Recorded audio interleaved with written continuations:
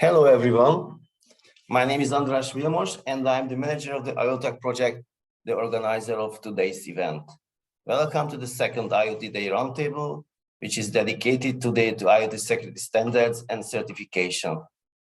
And a special welcome to our panelists who are representing the European Commission, industry organizations, standard developing organizations, the consumers, as well as the research community.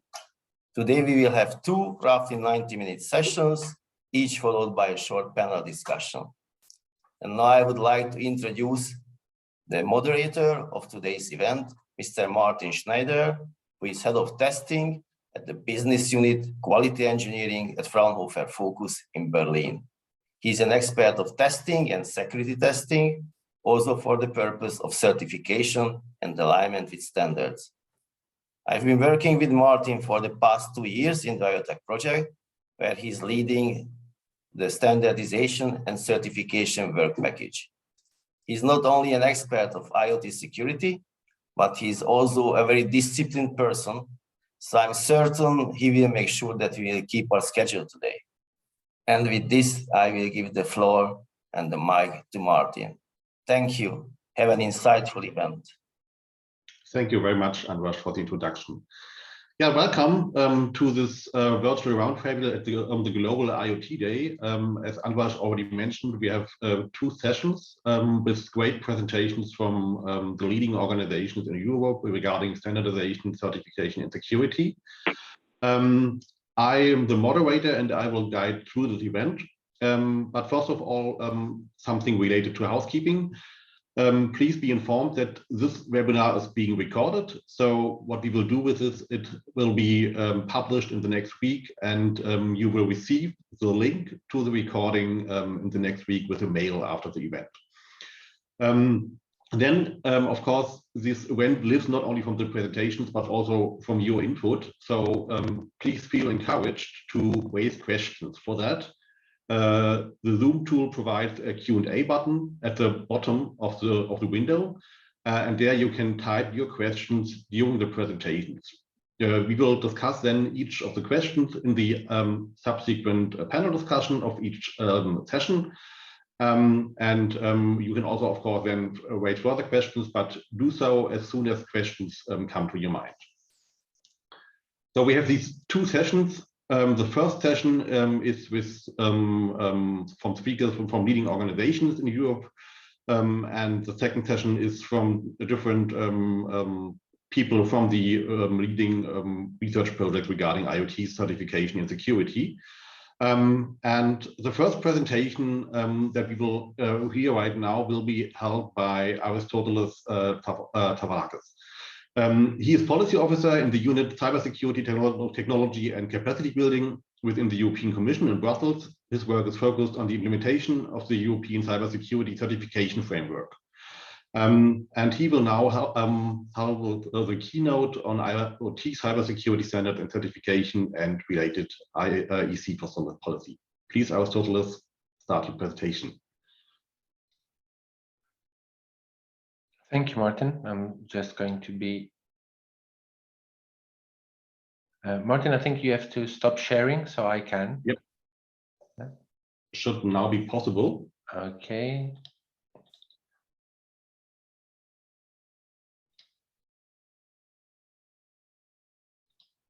Okay, so I assume you can hear me well and can see my presentation, correct? Yes, we can. Okay, thank you. So first of all, thank you to the organizers for giving us the opportunity to be here and to kick off this very interesting webinar. So my name is Aristoteles Tavakis and I work in DG Connect on cybersecurity. I've been working there for the last 10 years approximately. And in my presentation today, I will quickly give an overview of what I consider the most related European Commission policies to cybersecurity standards and certification in the space of IoT.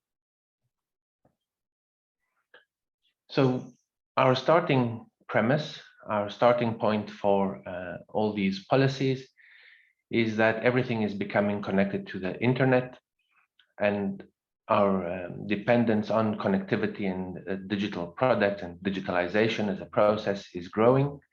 And we consider that incidents exploiting vulnerabilities in digital products can propagate across the internal market. So this is our term for the union, right? The internal market, in a matter of seconds, causing significant societal cost. And in this slide, I'm just using, let's say, a generic graph to indicate the explosion of internet connected devices, which, depending on your sources, can go up to several tens of billions. Now, over the years, the European Union, well, the European Commission and the European Union has put forward several, I would say, policy initiatives, not all related to IoT, but certainly everything you can see on this list is related to our efforts to improve the resilience of our society and economy to cybersecurity threats. In the recent, let's say, history, it started in 2013 with what we call the first cybersecurity strategy, an open, safe, and secure cyberspace. And then over the years, more policy instruments, more initiatives came into play, notably the GDPR, of course, the NIS directive.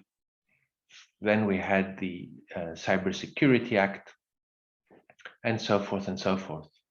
But I think what is most relevant today is towards the end of this timeline, and namely a delegated act adopted under the Radio Equipment Directive and a new proposal that will be put forward towards the end of the year called the Cyber Resilience Act.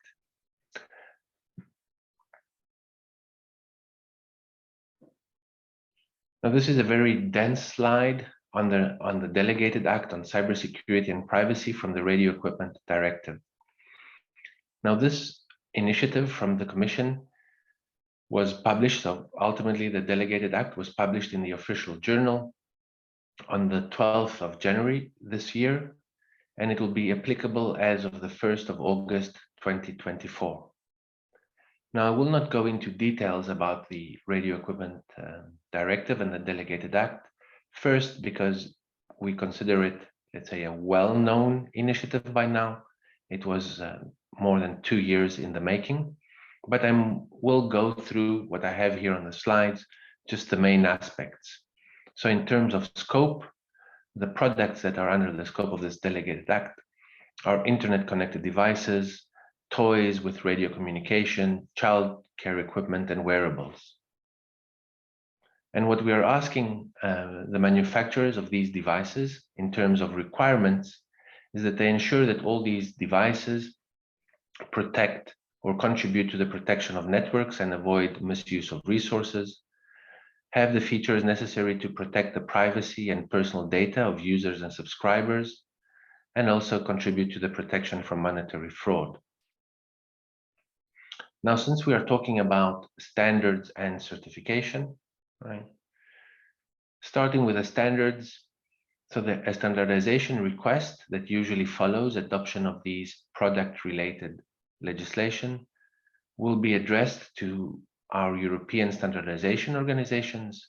That would be CEN, CENELEC, and ETSI. And their standardization request will include specific requirements with a double objective. And that would be to increase the legal certainty and to make the process more efficient. The standardization request is almost ready. So we are currently assessing comments received from the notification procedure and undergoing internal consultations, but we hope to put forward the standardization request very soon.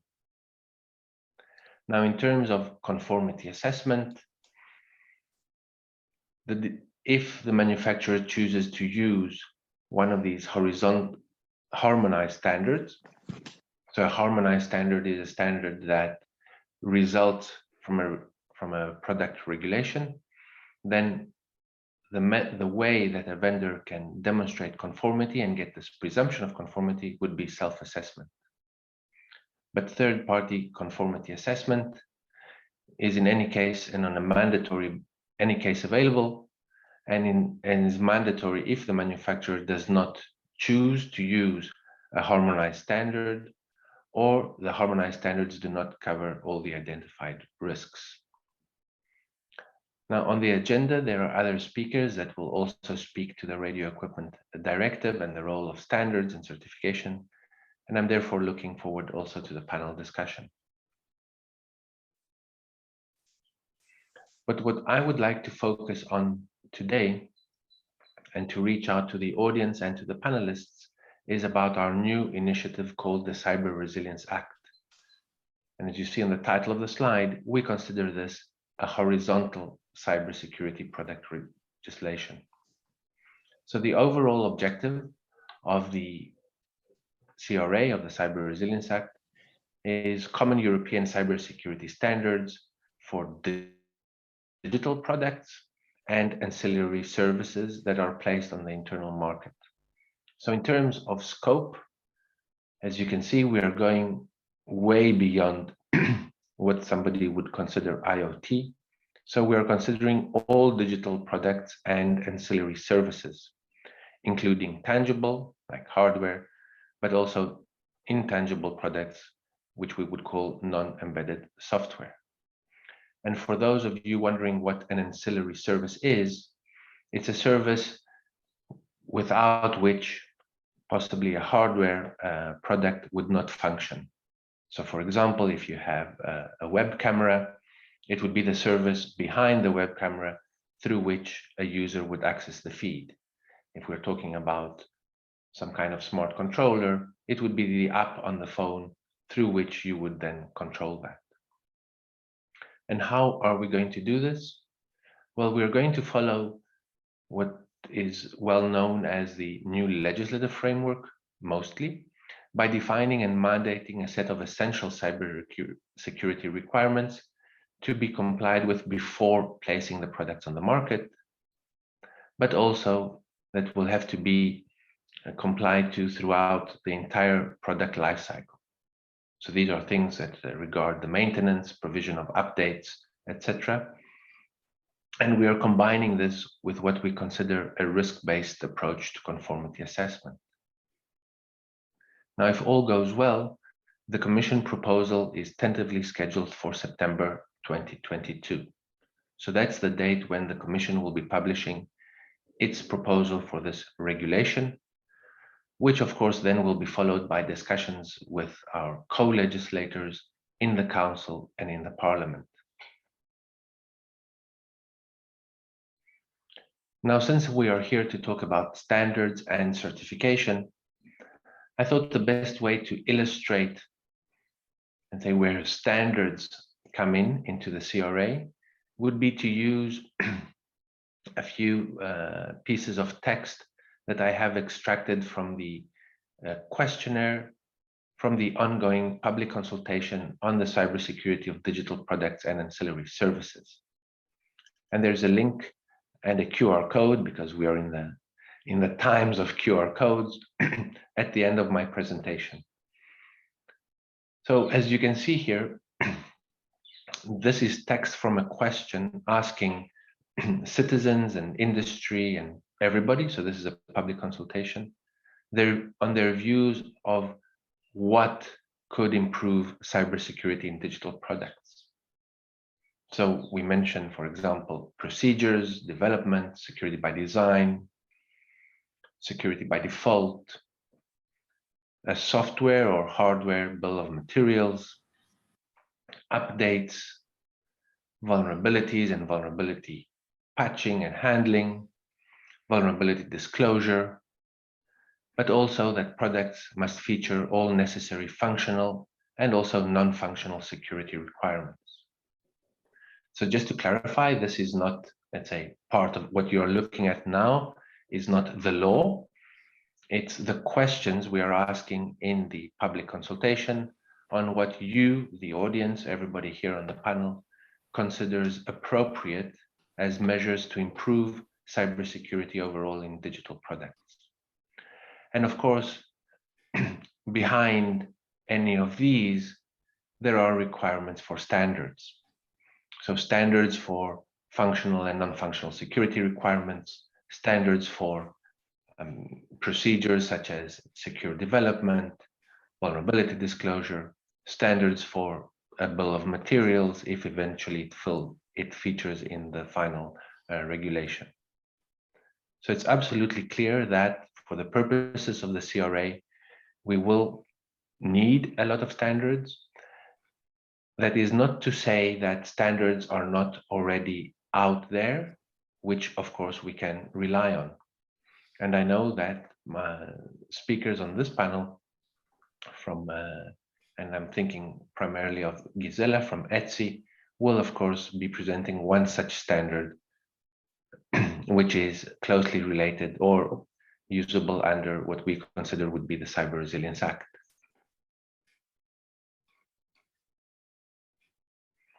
Now, when it comes to certification, again here to illustrate the question that we're asking, right? So we define, let's say, certification beyond, let's say, my small part of the world, which is the Cybersecurity Act and the European Cybersecurity Certification Framework. Generally speaking, certification is, as most of you will know, the attestation from a third party that certain requirements have been met. Now, as I mentioned in my first slides, we are looking to define a risk-based approach to conformity assessment, right? And that risk-based approach starts with the possibility of self-attestation, self-assessment. But we are asking the question. So if you, again, this is being addressed to everyone out there, consider that self-declaration or self-attestation is not enough to demonstrate compliance with security requirements, do you think the involvement of a third party should be required under certain circumstances? And then yes, no, don't know, and please elaborate. Of course, behind this rather simple looking question, there is a lot. And again, I think it's kind of a happy confluence. There are speeches on this and interventions on this panel talking about a multi-layered risk approach. So what are those factors that would determine that self-assessment from a policy perspective does not give us enough assurance before the product is placed on the market? And then we would require the involvement of a notified body or the use of a cybersecurity certification scheme under the framework of the Cybersecurity Act. So these are the questions we are thinking about, and we invite you to help us shape our thinking.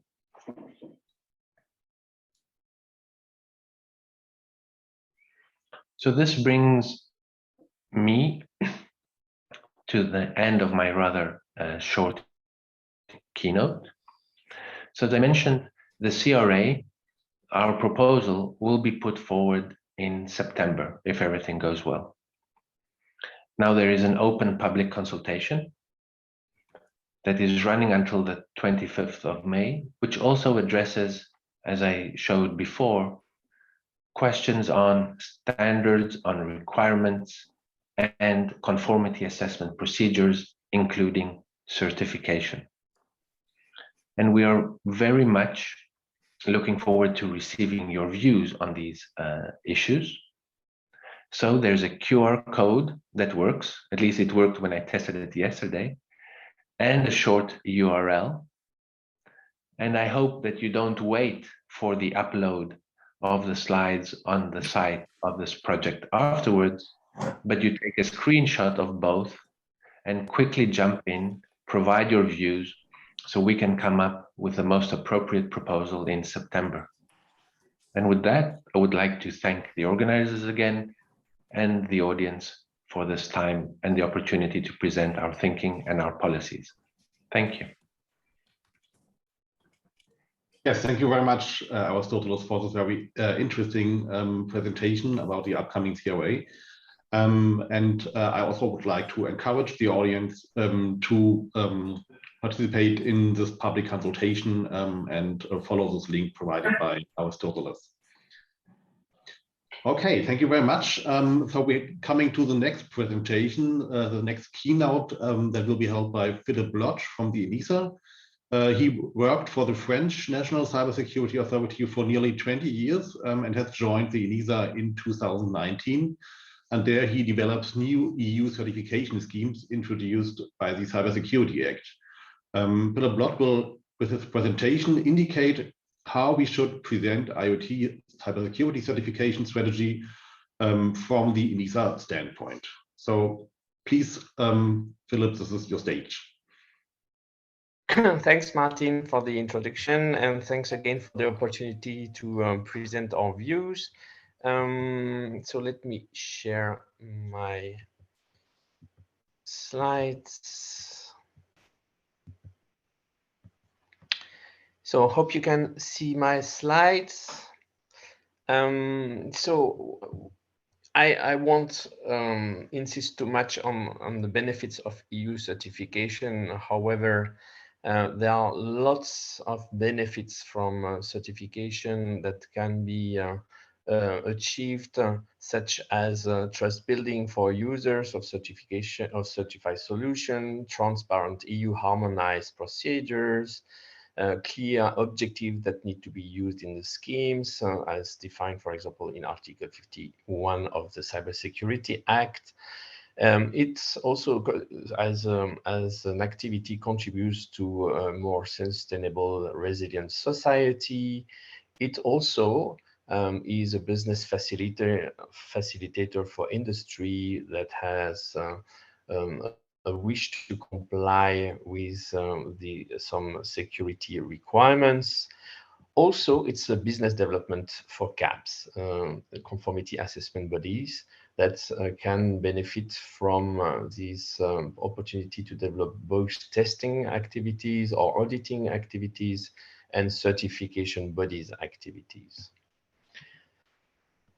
From an ENISA perspective, what are the general principles for establishing certification requirements and schemes, but not only schemes? When it comes to assessing, for example, the need to certify IoT. First principle is to favor horizontal schemes that can serve multiple sectoral use cases. That's already the case with the EUCC on common criteria and EUCS on the cloud. Principle number two is to establish only a scheme where existing schemes fail to satisfy the requirements. For example, where there is no existing evaluation methodology to be adapted, or the CAP activity radically differs and requires new actors. That's this possibly is the case, for example, is in EU 5G as compared to EUCC or EUCS, where the methodology when it comes to assessing products may need different activities from the CAPs, especially if we want to tackle the basic level that was not achieved through the EUCC, because we do not consider this is the case. Philip, sorry, the slides are not moving. It might be maybe the case that you show the other screen on the other window, but not the presentation window. Okay, let me check again. Stop sharing.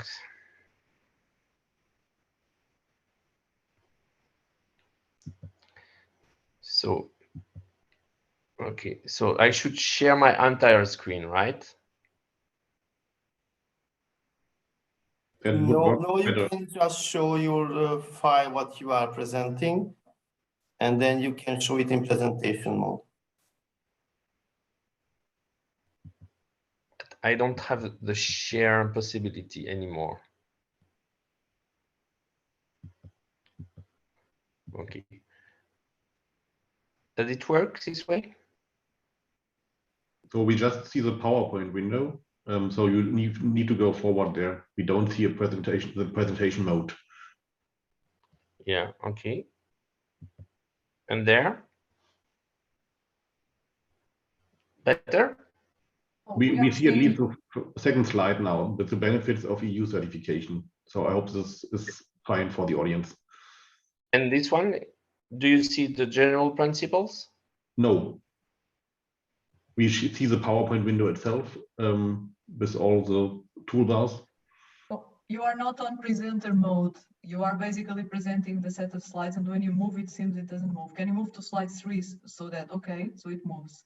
So I think perhaps we can continue like this, right? We all see the slides well. Okay, so this way it works? Yes, it's just not in full screen, okay, but we do see. Okay, I'm sorry for that. Yeah. So again, so what are I was talking about the principles associated to establishing cybersecurity certification. So principle 1 is to favor horizontal scheme, as I was saying, and giving examples with both EUCC and EUCS. Principle number 2 is to establish only a scheme where we have no activities that would be offered by schemes already existing, and we need to go for more developments, and that might be the case, as I was explaining, on product certification at level basic, because currently EUCC focuses on level substantial and high. Principle number 3 is that even before we get a request on establishing a scheme, we want to introduce at ENISA a feasibility study has to measure the real need for and the risks and effort associated with a new scheme potentially. And I will go and develop this feasibility study concept a little bit later. And principle number 4 is that we shall adapt schemes to satisfy and integrate private industry schemes that can benefit from an EU scheme. So we want to make sure that when we establish a scheme, we consider the existing as-is schemes from industry and make a best possible liaison with the industry so that they might reuse our scheme as to offer the same level of certification that they used to have before. We have 3 schemes under development: EUCC, EUCS, and EU5G. EUCC is ready for a long time already at ENISA. Implementing Act is under preparation. EUCS will soon be submitted to the ECCG opinion. EU5G has just started with the preparation phase that is mostly focusing on looking at how to transfer from existing GSMA schemes on network products or processes and or EUICC. So let's focus here on feasibility study. When there are discussions on regulation and prior to any request we may receive from the Commission on establishing a new certification project or even a scheme, we would like to do the following.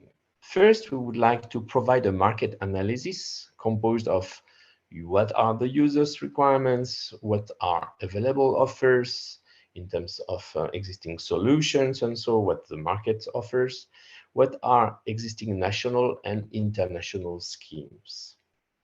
Second element we would like to assess or study is to do a first round of risk assessment methodology and to determine a first target, what solutions shall be certified at what level, what standards are available, and of course, not forgetting, where applicable, security components that might be implied into the functioning of systems that will use the certified item, like such as security operating centers or sensors and so on. Third, we want also to establish the risks and efforts associated to the satisfaction of the certification project, meaning that we want to estimate how long and how complex it will be to establish a scheme, but we should, of course, promote the intense reuse of and cooperation with existing schemes. where we will possibly have the possibility also to establish ad hoc working groups with dual use. And we want also to establish a second round of risk assessment methodology if we reuse existing schemes, such as to be in a position to establish, for example, protection profiles according to the EUCC or extension profiles according to the EUCS. On market, so market studies are welcome. We have launched recently at ENISA an activity on market, but of course, any input on market will be welcome, especially if it relates to IoT, if we would focus such a feasibility study on certification activities related to IoT. Of course, based on what Aris just presented, there is an anticipated regulated market through the Cyber Resilience Act. And of course, what Aris was mentioning is that this market goes far beyond IoT, but we already see the benefit of such a regulation as to be an enabler for certification. In terms of requirements, ENISA has already collected generic and sector-specific requirements for IoT into good practices for IoT and smart infrastructure. And there is a tool that has been made available on the ENISA website. Here is a link. I will provide the slides, of course, so that you can use these links for further reference. What we also see, because I was mentioning the market is about the statement of what already is foreseen or is happening. Existing schemes already make a strong difference between consumer IoT and industrial IoT. That's something that you can easily establish when looking at the national initiatives that are label related in Austria, Finland, Germany, in the EU, or in Singapore and in the US for international countries, as compared to industrial IoT, where the trend is more to reuse CC-based approach or FITSEM approach, FITSEM standing for Fixed Time Certification Evaluation Methodology, cybersecurity, evaluation methodology, and which is a quick assessment of a product based on a limited amount of man days to perform the evaluation. We already under IoT benefit from a study that was done on GRC for IACS, for industrial components, that also here you will get access to the link. Risk assessment. So we want to make a first round of risk assessment as to assess whether the equipment that we would like to certify or the processes or services we want to certify are at the right potential level and which level they would deserve in terms of offering the right cybersecurity service for the users. We have already developed at ENISA a methodology for sectoral cybersecurity assessments, which allows to map with the CSA levels. This methodology has been delivered to Sensenelec for maintenance and will be enhanced through Sensenelec. We also have, in terms of standard, a gap analysis study that has been made a couple of years ago and that will be updated shortly. So what are the risks and efforts for the project? Well, we might seek based on the list of already presented evidence of existing material, that's existing schemes, labels, guidelines, that the list would be already there to go easily for the definition of a scheme. And we also have some PPs that already, protection profile that already exists for key elements of IoT, such as a secure element on crypto or industrial devices, such as smart meters. But we have recent experience at ENISA based on 2 years and so of development of certification scheme. And we already know that there are some difficulties when it comes to setting the right scope of what should be certified.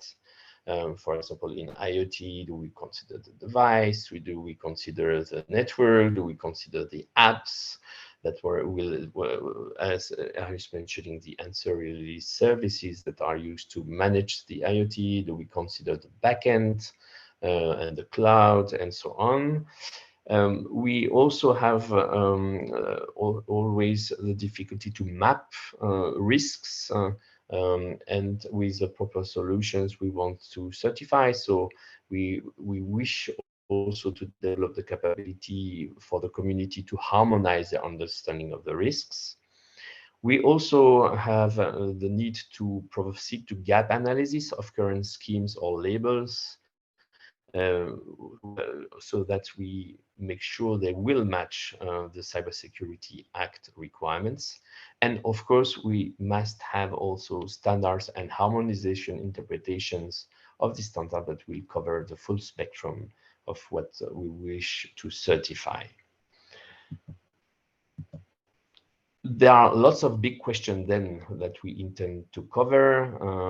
I already pointed to some of them. Such as which components, which use cases we would like to consider when it comes to IoT, what are the limits of a horizontal scheme, how to position products versus services, how we consider responsibility in the supply chain, and how far we can go for composition, security assurance ecosystem, what's around assessment methods, scheme that already are available. So what are the next steps? We intend to engage in the feasibility study on IoT this year. The mode of operation that we foresee is that we will do that internally with some external expertise support, around 4 to 4 months, maybe 4 to 6 months.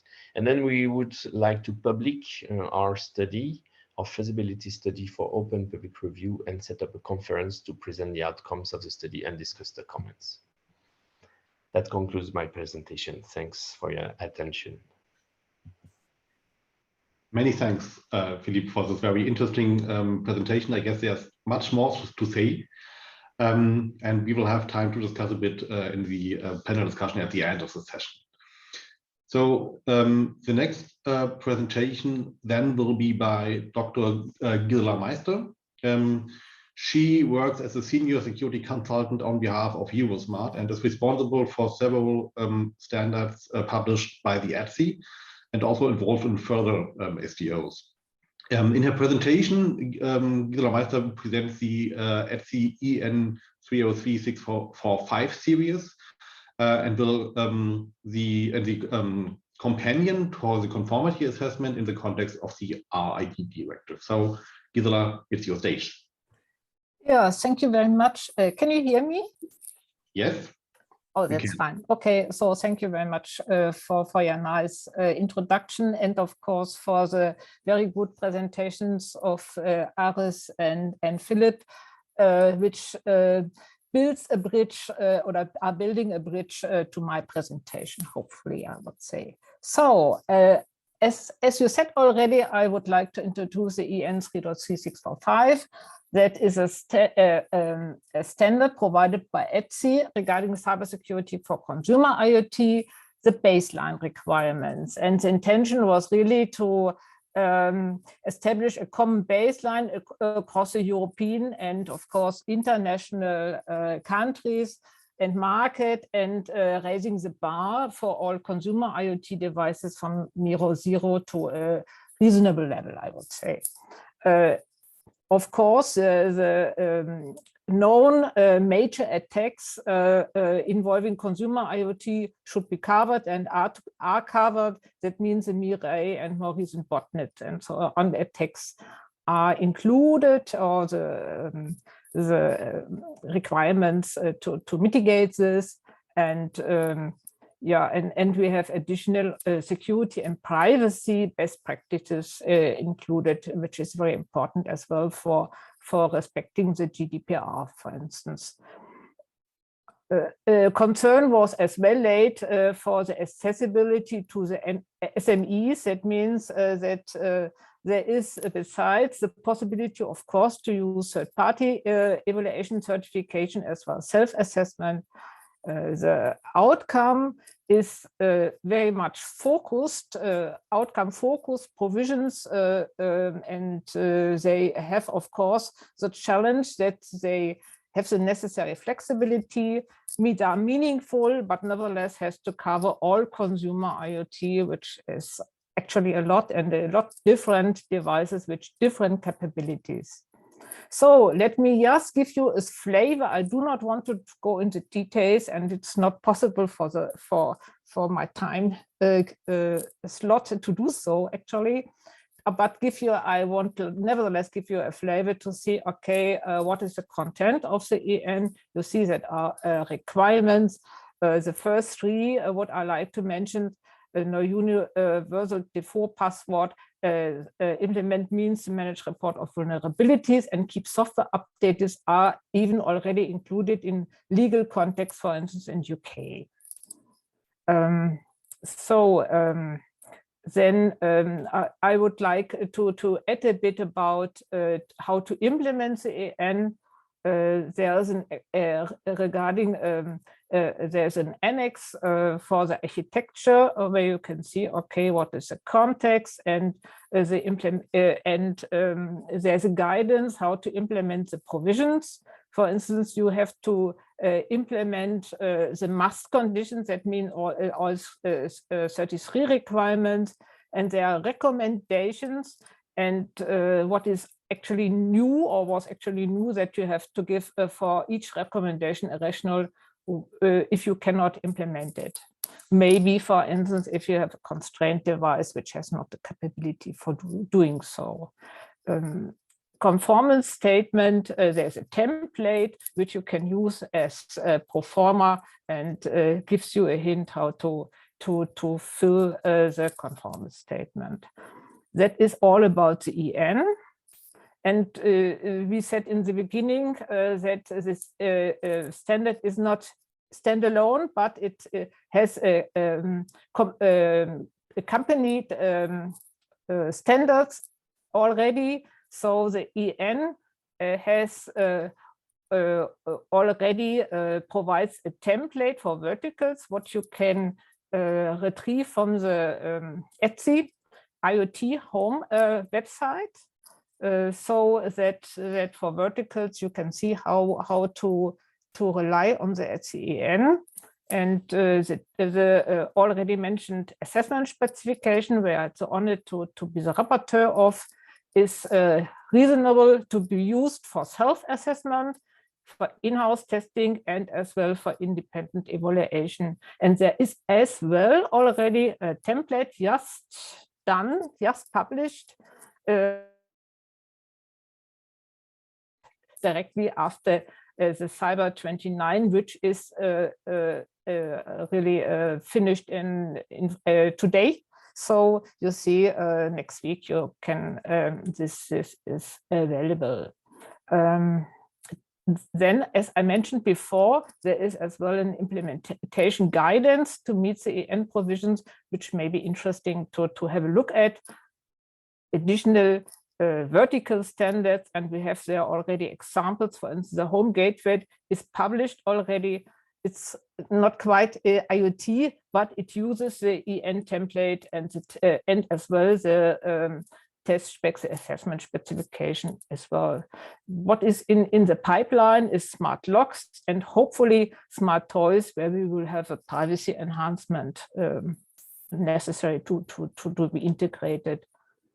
So the advantage, of course, for the vertical standards is they are, you see the EN and the test specification are a framework more or less, but for the vertical standards, you could be more prescriptive, testable, and stringent, have more stringent specification, but using the EN as a baseline, and it's comparable with other verticals if you use this template, what we really would recommend. So now I would like to go a bit into the detail relation to the Cybersecurity Act and the input on the Radio Equipment Directive, where Aris already introduced, I think, the main topics.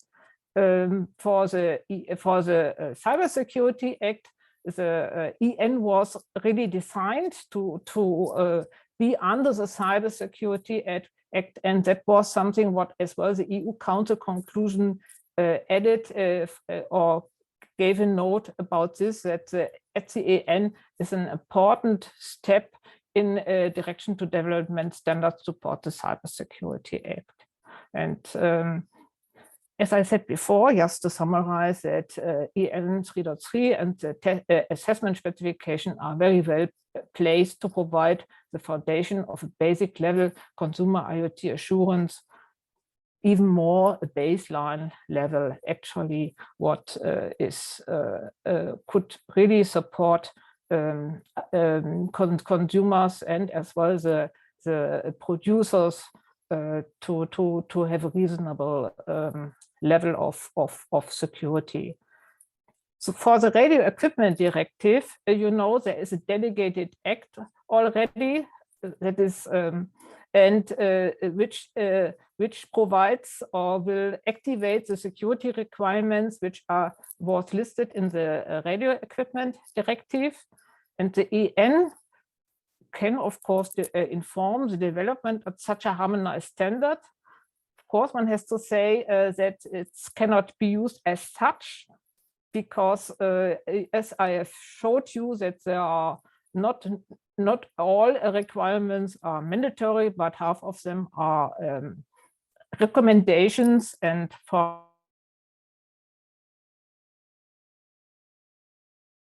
so there needs, of course, a new development of a harmonized standard, but it should be done as such that it's not in contradiction to that what is standing in the EN for the support of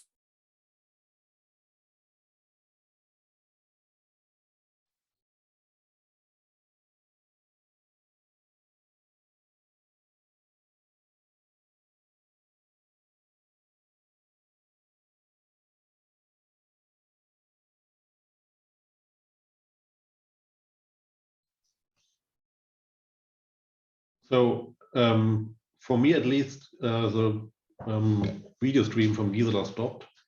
I don't know whether anyone else can. Yeah. Same here. Yeah, forever. Okay. I hope that Gisela was close to the end of her presentation. I'm sorry for the interruption of the line, but this happens. Gisela, we lost you for a minute. And now we cannot hear you. You are still muted. Yeah. So I just have to give my screen free again. Yes. So I'm here, and I of course I do not know what you heard already, but just to start at the Radio Equipment Directive, maybe that's the correct point to step in again, and to say that the EN can inform the development of such a harmonized standard. And and it's, I think, really important as well for the manufacturers, because the EN is already widespread. And if we have a harmonized standard, then this should be not in contradiction to that what is standing in the EN. Otherwise, I think we will confuse or will get really a problem, I think, with products which would like to fulfill, of course, the industry standards as well. So ETSI is in the moment TC Cyber and as well the respective CEN group, the CEN JTC 13, which works closely together with ETSI on the red security requirements study to develop risk assessment scheme, what is appropriate to be a base for the harmonized standard. So, but let me as well give you a short notice how the EN and the TS could be used together with self-assessment schemes, what are future CSA IoT schemes, which was mentioned by Philip. Just to say that these schemes are, of course, not in the scope of the EN and the TS, but could be very well used together. You see, we have the ENTS, we have some implementation conformance statements already in the EN and more explicit in the TS. And this could be used as input for this self-assessment scheme. For instance, the IoT label national are already in work, and some of them already reference to the EN and the TS. For instance, the German scheme will do so. And as well, this could be used for the certification scheme to produce IoT certificates with the help of a third party. And the advantage, of course, of these assessment schemes could be that additional input could be provided in, for instance, the experience of the labs, as well as state of the art for the cryptographic requirements, which are as well not in the scope of the, or could not be in the scope of the EN because of the flexibility and the different devices which have to be covered by the EN. But in and certification scheme could cover, I think, the respective state of the technique for the cryptographic algorithm and protocols. So just to summarize, so the relation from the EN to the support of the market legislation, we have seen that the EN can inform the development of a harmonized standard, and especially for the one for the radio equipment directive delegated act once, and as well it could be is already used, for instance, in the UK legislation on connected product security. And I said already that ETSI is working on the red security requirements study, including risk assessment. And this is all, of course, based or will be based on existing standards like the EN 3.3645 for consumer IoT. So for further information, I would give you as well some hints. There is, as I said already, this ETSI IoT security homepage where you get all relevant information in a package. And just to remind you that ETSI standards have the advantage to be available and free of charge. So you can download them. And, additional, I would like to give your attention to DCMS UK side, where they had a very nice presentation and figures of global IoT recommendation standards and map them to ETSI EN, and they show as well where the ETSI EN is already used. For the IoT label, I think Philip gave already some hints, but just because I'm coming from Germany, of course, I would like to give you the hint for the BSI IoT label on base of the EN. This is to be found under this reference. This one, sorry. So thank you very much. And if you have a further question, please go ahead in the discussion round or send me an email. So thank you very much. Thank you very much, Gisela, for this very interesting presentation about the standard that everyone here should be aware of. So I think if you not already know it, then you should be aware of it right now. Sorry for the interruptions that happens with an online conference that sometimes cannot be avoided. But if the presentation slides are available, I think you are able also to look at what you are interested in. Please do not hesitate to use the Q&A button and chat to raise your questions. We are very interested in what you think about the presentation and the contents. So please use this feature to bring your mind to the conference, to this event. So the next presentation now will be held by Roland Atui from EXO.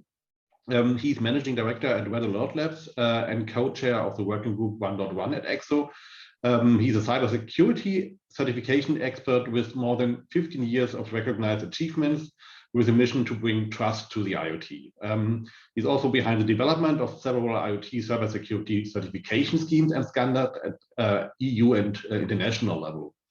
His talk seeks to highlight the top challenges the various stakeholders in this context face and how EXO proposes to address these issues. So please, Roland, please show your presentation. Thanks a lot. Can you actually see my screen? Yes, it works. Perfect. Thanks a lot for giving me this opportunity to represent EXO. Before going actually into the presentation, I'd like to remind the audience to really ask questions in the Q&A part, because we are going to address all those questions in the panel by the end of this session, panel session. So don't hesitate. So I'm going to talk today about the top challenges for many various reasons.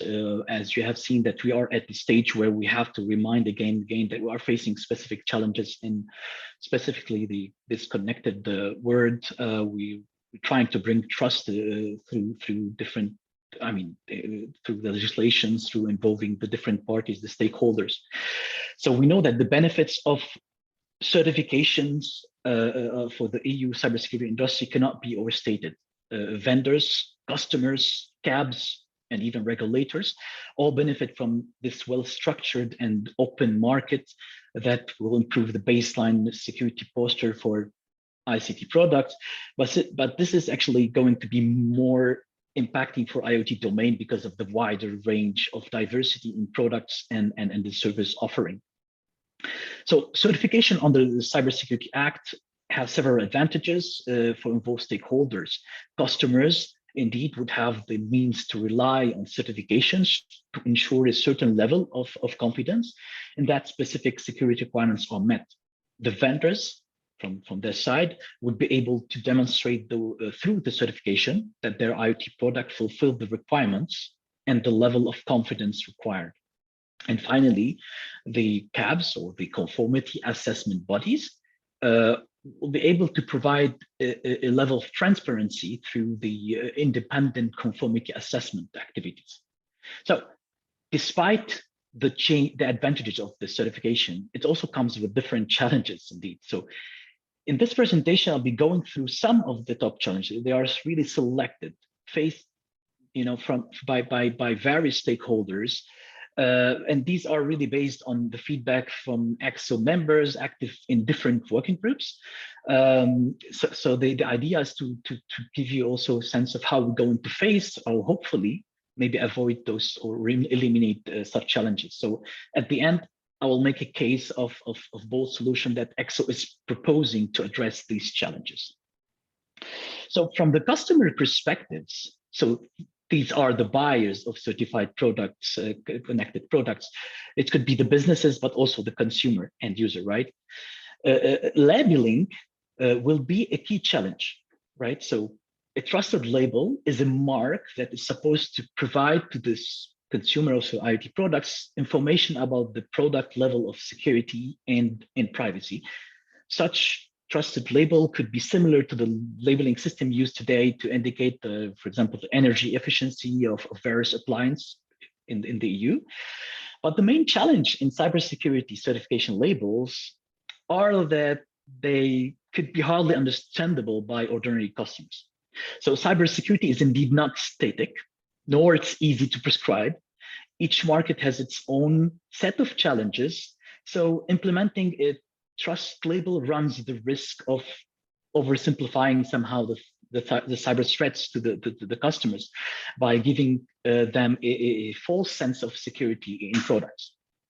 So on the other side, we know that supply chain challenges, specifically in IoT, because the majority of these connected devices are comprised of multiple components from different suppliers, both hardware and software.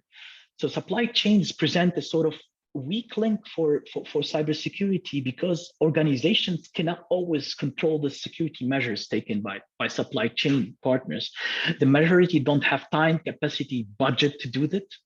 And some statistics shows that 60% of the vulnerabilities that we get from the supply chain are really coming from this trust of the those customers or buyers actually into the suppliers. So we have really a real challenge in here to face.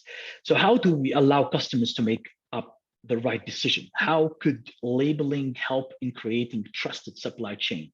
What, why, and how should be running adequate awareness campaign following this labeling to allow actually more comprehension? How are we able to compare between products based on labels, legal policy, and really operational challenges? From the vendor perspective, the top pain points today are related as well actually to the fact that this in IoT, the majority of these devices are with multiple components, composed of multiple components. Each component could be certified using a different standard scheme and could have various assurance levels. So it's also difficult for vendors to understand the market requirements, the different players, know the applicable standards and regulations that applies. They also could have lack of competencies in compliance and certification process. This is real. And they do want to find a balance always between this time to market pressure and security, because that market for IoT is really growing very, very quickly. So certification schemes could be perceived as a burden, unfortunately. They could be perceived as expensive, not scalable, and could have important impacts on the incentives in getting certified. So they could have challenges in also building a valid business case, since they do not understand what they are losing if they don't certify. So from the GAPS perspectives, the main expected challenges in the area of IoT could be related to the scope of applicable schemes. Indeed, some schemes defines a narrow scope and thus sometimes unusable in multiple domains, and others are somehow generic, horizontal in scope, and thus could become complex or maybe complicated or expensive for the IoT market. So it becomes challenging to pick the adequate positioning for those gaps, right? The other main challenge, which is common one, is related to the, this is not really new, but probably it's gonna be what greater complexity is how to achieve adequate accreditation, how to maintain this accreditation, to renew it. These could be time consuming and resource inefficient. So especially if we don't find a way to allow a harmonized way to accreditation, recognition, and across Europe. So the challenges could make it difficult for CAPS to scale rapidly. And that's what we need, right, to address the fast growing market in IoT. So typically, of course, when we talk about here certifications, meaning involving third parties, which is potentially would be a big part of the market as well. So EXO has addressed these challenges with all involved stakeholders, part of different working groups that we are involved, including vendors, business customers, and NCAPs. The objective is to support the rollout of EU security certifications, standards, and legislative recommendations, and to ensure the establishment of trusted and resilient supply chains in Europe. So for that reason, to address these challenges mainly, we issued several publications based on the really hard work, such as the composition approach, which is considered as a certification enabler because it's facilitates actually somehow the using multiple components by multiple suppliers while being capable of achieving certification in a cost-efficient way, and even sometimes using different schemes. So tackling such topics in these approaches. We have also tackled the supply chain management guidance in support of the product development, but also the systems lifecycle. So things like to answer how to manage the risks, coping from procured subcomponents, how we define the responsibilities in these processes, and how to implement the supply chain of trust policy and integrate it in the existing processes. I would mention actually that recent publication of technical paper highlighting several IoT technical challenges, the vertical domains, cybersecurity challenges. So where we reviewed the current state of concept and approaches towards cybersecurity certification, and it's really interesting to look into. Finally, Excel has been issuing monthly awareness communications covering different thematics, including IoT and cybersecurity certifications, and it promotes actually the as well sort of cybersecurity labeling, enabling a stronger and more competitive market in the EU, and it's designed to promote as well the companies in the EU, cybersecurity companies, and increase their visibility on the European and market and the global market. So that's actually how Excel's activities are helping, and this is basically the key takeaways could be found in those publications. So thanks a lot actually for giving me this opportunity to discuss this topic. It's very important. I'd strongly encourage you to consult these publications and to join the activities of Excel if possible, to contribute, maybe also to provide feedback. And yeah, thanks a lot. If you have really questions related on these topics, feel free to get, and we will address them in the panel. Thank you very much. Yes, thank you very much, Roland, for this interesting presentation about the issues that manufacturers face. So I think we all will learn a bit from this. And please feel free to use, as said by Roland, to use the question and answer feature either now or later during the panel discussion. The next presentation that is in our program will be held by Gilles Benabo. He's Technical Director of Global Platform, responsible for driving forward the organization's technical roadmap and the global platform specifications for digital services and devices. In this presentation, he will explain why collaboration is needed to achieve the potential of IoT. So, Gilles, this is your stage. Thank you, Martin, and hi, everybody. I'm hoping that I'm sharing the right screen and yes, you see my slide. So I would like to also bring a few ideas here on, for today's discussion. And I would like to start by something that that I saw that we are talking about IoT, we are talking about a lot of thread and extra, and I just want to show that this is coming to our daily life. It's not something which is very, very far. It's here today, so I just pick some examples on how our daily life will be impacted by our smart home. I don't know if you know these two attacks, but one couple has been hacked because finally they are using exactly the same password, and someone cracked one password and then after use all the Nest system that is fully connected. So they were unable to use the TV, they were unable to use the heating system. So just as a starting point to say that when we are talking about IoT security, this is not for next day, it's already today. And when we foresee within the global platform for a while, is that we are talking about a lot of value and a lot of possibilities and very good days. But finally, there is 2 points that global platform has decided to work on, 2 points that are really keeping this inflection point to achieve 1 billion per month of objects connected. One, it's an IoT concern, and the second, it's a scale challenge. For the scale challenge, I will not talk to today, but if just one math to do very easy, if we have 1 billion of objects to connect every quarter and it takes 15 minutes to connect an object, see the amount of man months that every company, every enterprise, and every people need to invest to get access to these new possibilities of IoT. This will never happen, right? So scale challenge is very important. If we are looking back on the security concern, you see that there is a lot of people that are providing a lot of good advice. But if you look all the advices that you need to take into account, and typically for people that have a worldwide market, you see that all these documents that are connected and that are doing, I think everybody is trying to do a good job.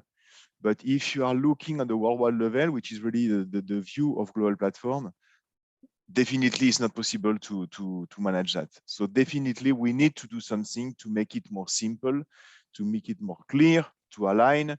We are analyzing a lot of requirements, and sometimes we see that there is 80% of our requirements that are aligned, but the 25% sometimes are incompatible. So it's not possible to have a product that are answering typically to some European requirement and some Asian requirement. So there is a lot of effort to do here and to try to show, to finger point all the issues. Because again, most of the requirements are here to provide a good, I will say, framework. But at the end of the day, it's not possible to have a product that it's produced and deliver in different markets. We have also something which is also very important. It's the number of actors. When we were talking about the smart card market 10 years ago or 20 years ago, we were talking about what few organizations able to discuss about, few vendors, 20, 50, maybe 100 people. But look, I just took an information about how many people are claiming to have an IoT platform. By 2019, 620 people were on the IoT platform world. So I don't want to talk about the number of device manufacturers, because we have a lot of relationship with China, and there is every day one additional IoT device manufacturer which is popping up. So we need to take into account the number of actors. So that's why within global platform, we think that we need to have an approach that talks about certification, of course, but we need to bring a lot of people on the best road for certification. If not, certification will be, as Roland was saying, something which will be painful, which will be expensive, which will be with low value, because at the end of the day, most of the product will not go in certification. And for the end user, it will be very, very difficult finally to understand why 600 product doesn't have a certification and a certificate, but one product has a certification. It will be not possible. So we need to have a massive number of certified products if we want to have an impact on the users. So global platform has a lot of technology on security by design. I will not come back to that, but I would like to take one or two examples on the build part, how we can collaborate and how we can bring more security on the certification part, and of course about how to deploy and manage lifecycle. And everything is related to collaboration, right? So typically, global platform here is working with a lot of device manufacturers to help them to have this root of trust, this secure by design technology deliver. There is a lot of secure components that are currently available, either in the form of secure element. Most of the IoT devices will have a remote subscription SIM that you can use to provide some secure boot key storage capabilities. A lot of devices may have a TE. We are working today with a lot of MCU technology, a lot of discussion with RISC-V organization. So there is a lot of possibilities today to get access to secure services. So the TPS API, it's a framework that supposed to get access to any kind of secure component. So this is really to help the cloud service provider, the device manufacturer, and also the IoT service provider to be able to get access to the security functions that are provided by the secure component. And of course, the one which is very, very important is the attestation. And to do so, again, in terms of collaboration, we have launched a very important open source project, which is for the developer, certainly the best way to collaborate. And we are using the latest technology that are strongly used in IoT, CBOR, COSE, CDDL, all these technologies that are strongly provided and used in IoT. So you can go there, it's an MIT license. And we think that this is a way to really help device manufacturer to take the technology, to take the source code, to put in their devices, and to start to use the secure services that are certainly already included within their device. This is one very important way to, again, bring a lot of device manufacturer as close as possible to the certification. On the certification point, you are certainly aware that CESIP, it's an evaluation methodology that Global Platform is supporting. We are really pushing here a technology for security evaluation that is really focused on IoT device. So we don't want to certify anything. We are really focusing on the IoT device, and we are really focusing on composition, because typically an hardware is used potentially in a vacuum cleaner, in a fridge, in a wash machine. This is the same hardware. Okay, so we should have the hardware certified once, and then after embedded inside the device many times, and goes to different IoT market to get the certification. So working by platform part, working by a component, focusing on the reuse of evaluation, focusing on composition, this is for us a key element. We don't have enough labs in the world to be able to manage the massive amount of devices that we need to certify. So we need to have collaboration at the laboratory level, and we think that an evaluation methodology is very a way for all the labs in the world to do exactly the same stuff. This CESIP methodology, it's in use today, but maybe the novelty that we are working with Sensenelec GCT13 to have a version that will be completely integrated into the European standardization world. That is for us a very important point. So this will be possible to use in a future regulation or future ENISA scheme for IoT.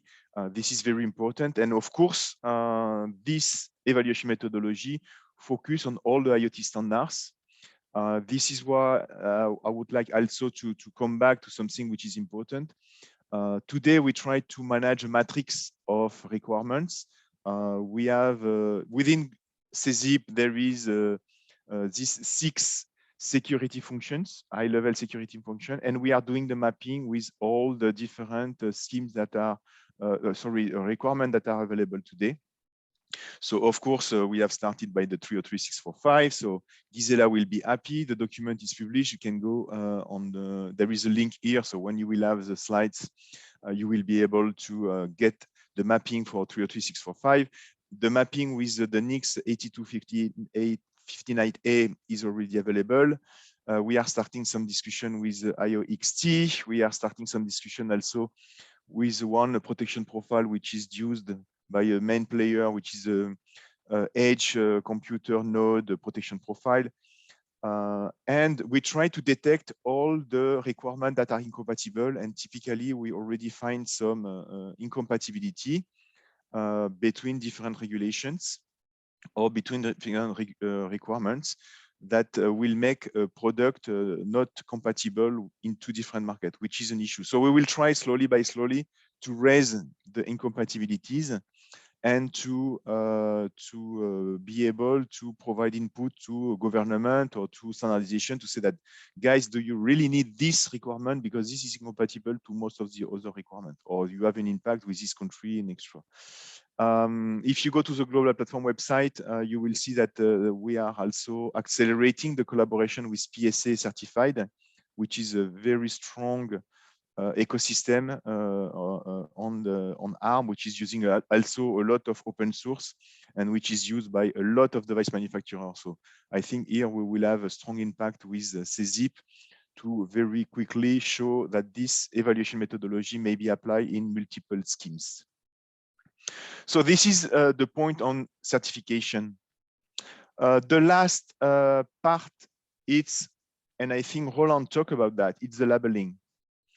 And here also we need to have some collaboration, because if you ask the device manufacturer to make effort, if you ask the device manufacturer to invest on security, and at the end of the day, this is not really recognized, all the effort we are doing today will have very low value. So Global Platform has been thinking about, and we think that robustness is something very important, which makes a lot of things and a lot of value for the end user. So we think that robustness is one of the key of this labeling, I will say, exercise. We have some discussion ongoing with ENISA that we are not, I think there is some decision on the EUCC that are not consistent compared to other already available schemes. So typically here we are very open. We are writing a white paper, and we will share certainly the white paper with our partners to see if we are completely outside of the issue or we are within the issue, to try to find solution. Again, our objective is really to find the best solution. So everybody, both the device manufacturer, the component, the schemes, and the market will be consistent, and then there will be not something considered as super secure that will be very less secure in another market, because it doesn't make sense. At the end of the day, if you look your home, you will not understand why your fridge, which is not secure, is considered as super secure compared to, I don't know, a wash machine that have a difference. So consistency around labeling, it's very important, and we are working also on. Voilà, so this what I wanted to share with you today, that Global Platform is very engaged to bring solution on the security by design, about certification, and of course about how all this is used in the market to make the IoT world a little more secure. So again, my presentation will be available. You can go on Global Platform website to find most of the information I have shared today. Thanks a lot for your attention.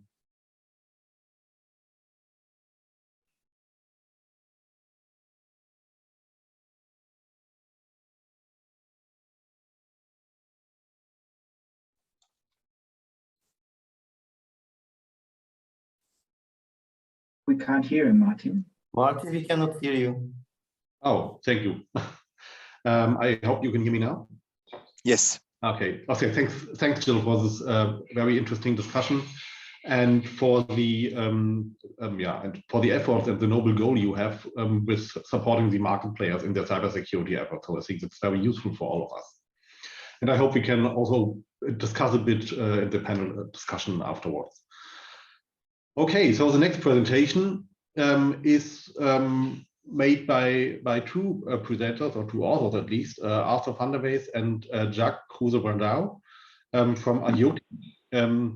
They are the security task force leaders, and Arthur van der Wees is managing director of Arthur's Legal Strategies and Systems, and Jacques Kruse-Brandao is the global head of advocacy at SGS Cybersecurity Services.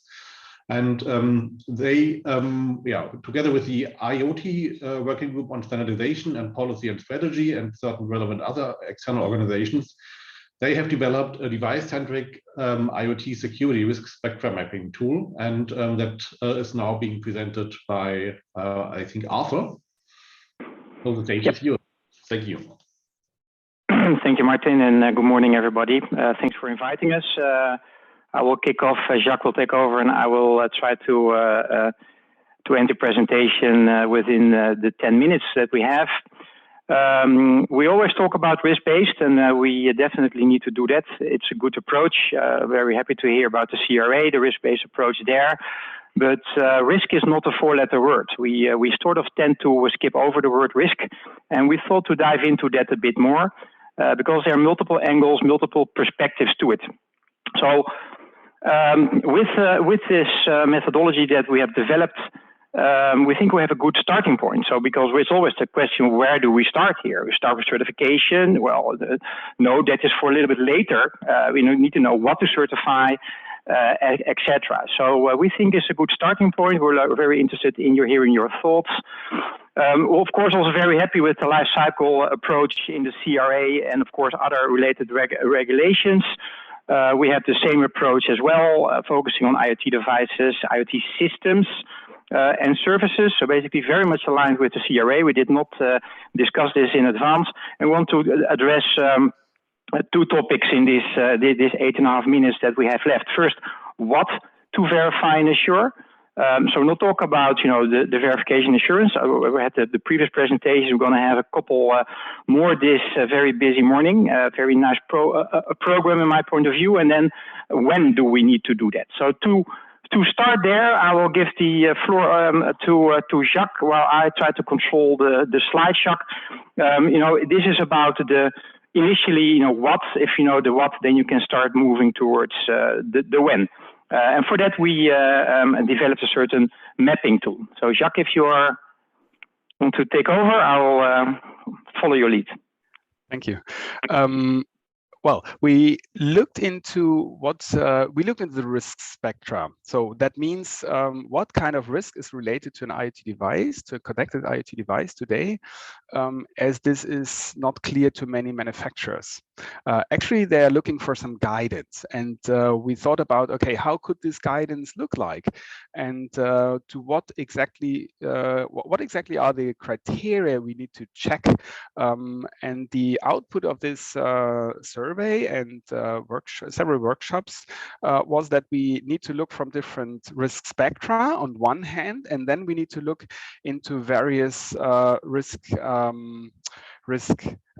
layers of the device or risk definitions per device and put that into a mapping of different risk levels.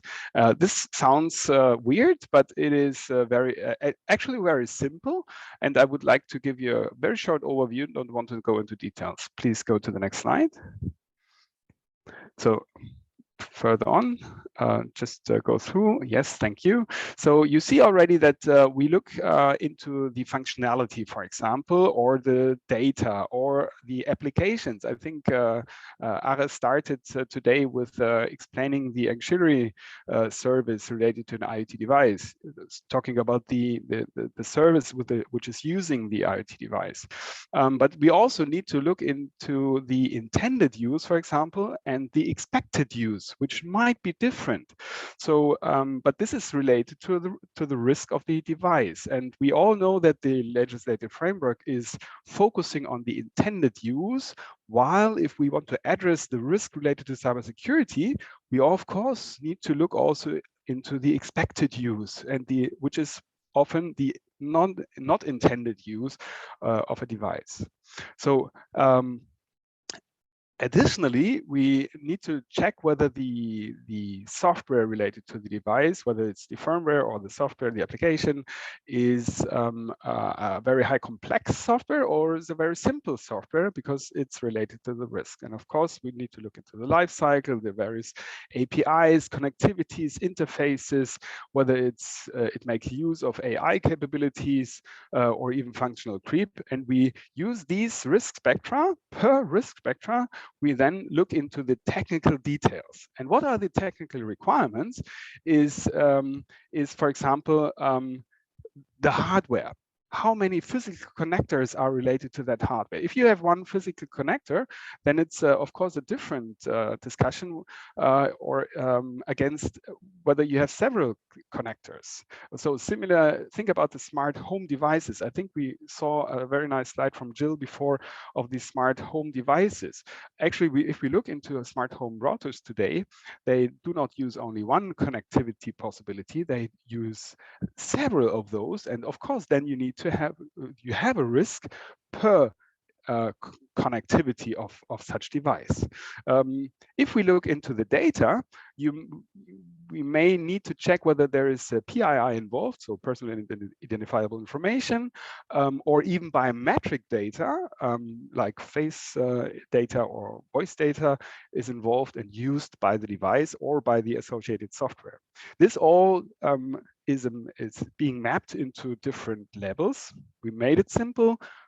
Risk level 1, 2, or 3, and finally you map this all into a table, and the output of that table gives you an overview about the different risks related to these different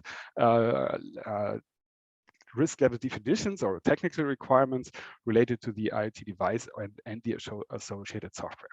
So this is all. It's not about mitigation. Mitigation comes later, and the verification of the right implementation also comes later. But we wanted to start and give some guidance to the manufacturers.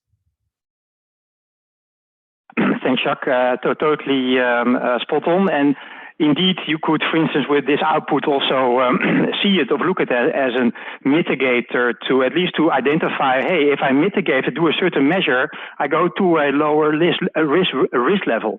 And so there are also possibilities to say, hey, I take out certain data sets or certain function creep possibilities or issues, and therewith I lower my risk, and perhaps then I can, manufacture it, explain it easier to the customers, to the demand side. So we're almost there.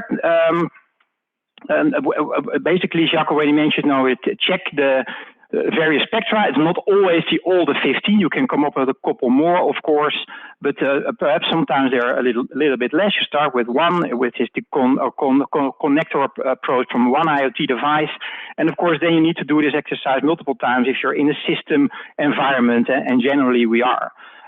So then combining the outcome and work on the mitigation, as Jacques mentioned, double looping measures and also double looping changes. And on that, on the latter, our last point for this morning, the guidance is for sure for manufacturers, but also for customers to identify what the risks are, so they have a better picture, they're less scared, or they know better what to mitigate and what to ask for and what to procure.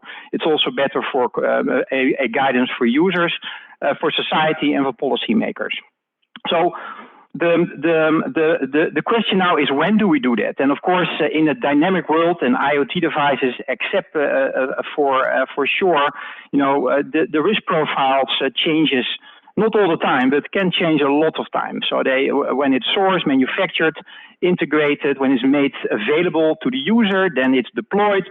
Perhaps there is immediately a firmware update right at that moment. And that is the favorite moment of hackers and state actors to already get into your device, and on and on. Even if it's decommissioned, the Internet of Forgotten Things, we have discussed that before. We think, they're decommissioned somewhere, but what are we doing with them? Of course, we should upskill them, reskill them in the sense that we reuse the material, the circular approach. But and this is not only for the device. This is not only for the connector. This is also regarding the life cycle on data. It changes. The stakeholders change. The use changes. So lifecycle thinking is ecosystem thinking style and ecosystem doing. It's not only about thinking, it's actually implementing this. And as you can see, there are a lot of different angles to the equation that we can discuss, but we are running out of time. So as I mentioned, this is regarding each and every little subcomponent, depending on where you are, what your responsibility or what you're going to offer in the system, whether it can be one subsystem or one component or the software or an operating system or what have you. So that's it for us, Martin. This morning we'll be, of course, in the panel on questions. But thanks for the attention.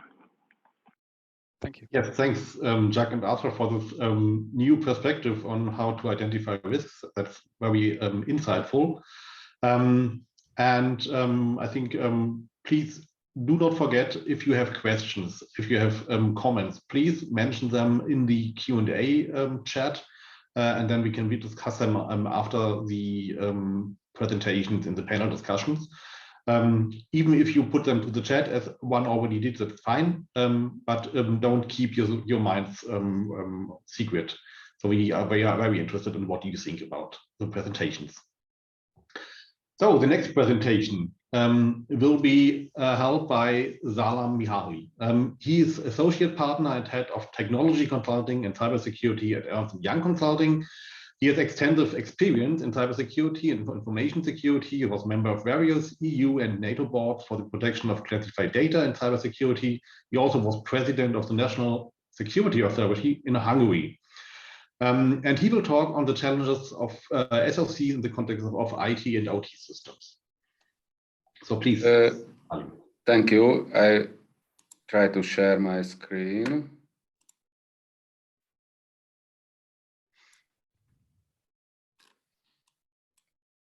Just a minute. Yeah, do you see it now? Yes, it's fine. Great. Okay, thank you for the invitation and to be able to present here, and good morning for everyone.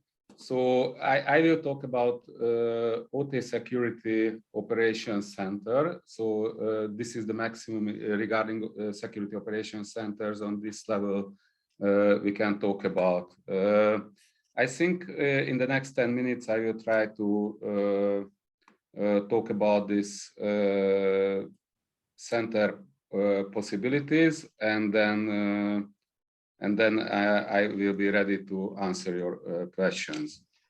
First of all, I want to tell you that we also make our own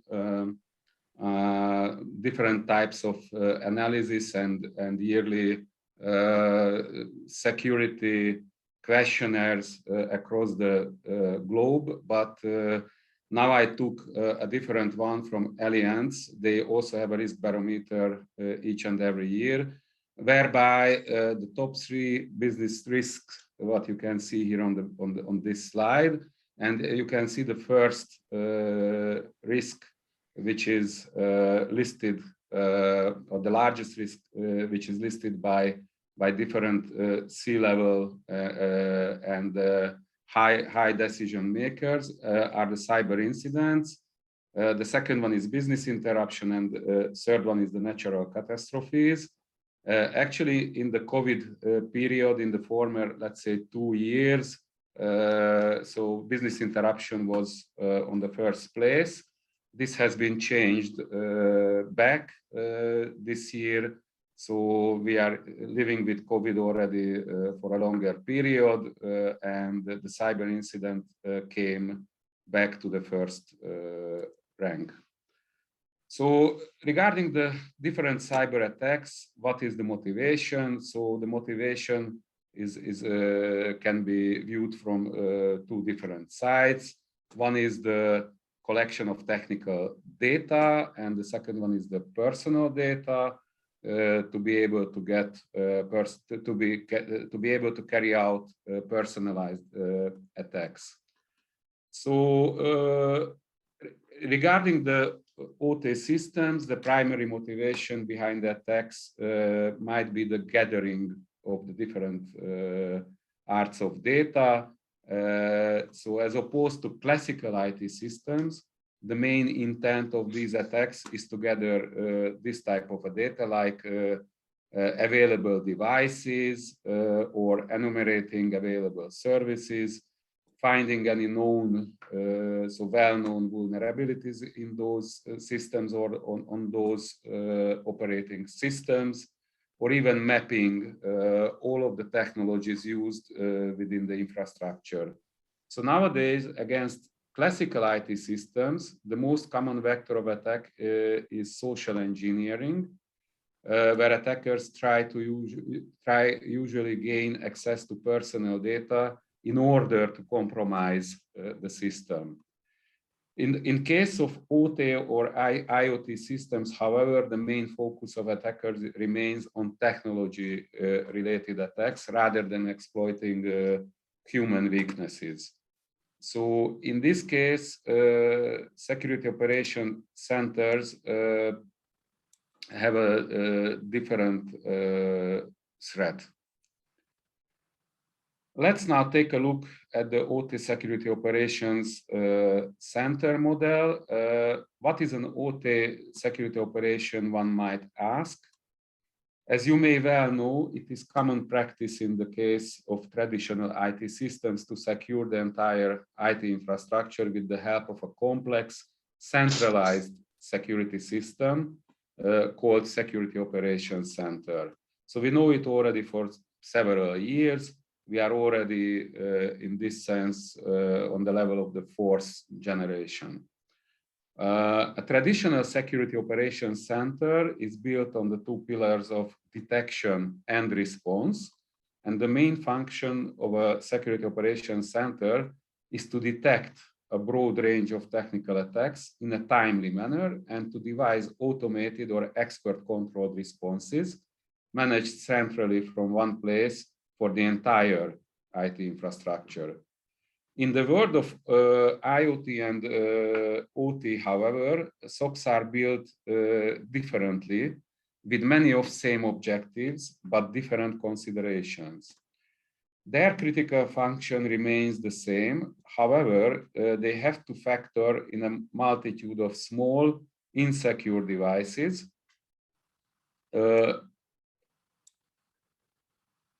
Often have to take in consideration the different technical aspects. Generally, the security operation services framework is built on three governing management principles. The principles are the governance and reporting as it relates to the security program as a whole. The second one, as you can see, the management of OT technology processes and security operations. And the third one is the threat detection visibility. A security operations center as a whole must satisfy three primary functions, which in turn include core capabilities that a SOC deploys. So the number one is the threat detection and response operations function. This function groups the proactive measures, the real-time monitoring performed by the Security Operations Center, such as real-time event monitoring, threat hunting, live event validation, and triage. Second one is the incident response and readiness function. These are the reactive measures at a high level. It consists of the investigation and analysis functions. The main capabilities are the incident investigations, digital forensics, and malware analysis. And lastly, the threat intelligence function, increasingly important. It is the preventive function designed to learn from past attacks. Drawing from a combination of automatic tools and information sharing databases, the main capabilities include as situational awareness, early warnings, proactive defense, countermeasure recommendations. Let's take a look at the general challenges facing an organization that wants to build an IT or OT security operations center. There are four main challenges that are similar to those faced by modern, expanding organizations in the IT field, but are more pronounced when we are talking about assembling security operation center. First, there are the staffing and training challenges. So there is only a limited high-cost pool of experts even globally. So it's really a large lack.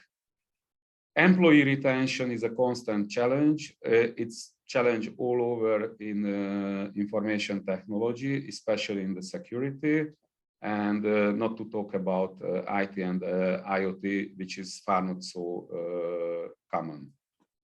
The threat landscape is ever changing, and even experts require constant training. So if somebody is falling out at least only for several months, then it means everything has to be learned again to be up to date. Engineering expertise is needed to fully understand and manage the Security Operations Center operations. And then the second, there are the hardware, software, and licensing challenges. So we know exactly that the high infrastructure CapEx and high OpEx are challenges. And the exponentially increasing Security Operations Center data leading to challenges with CM and security tool licenses. Regular investments must be made to keep up the security tool chain up to date. And thirdly, successful implementation is the bedrock for success and thus a key challenge. Deploying CM software is a complex and expensive process that can last from 6 to 10 months. There must be a customization of the solutions, which requires paid consulting services. A lack of integration between various security solutions can lead to non-identification of incidents and decrease operational efficiency. And integration of custom applications are usually not supported by CM solution vendors.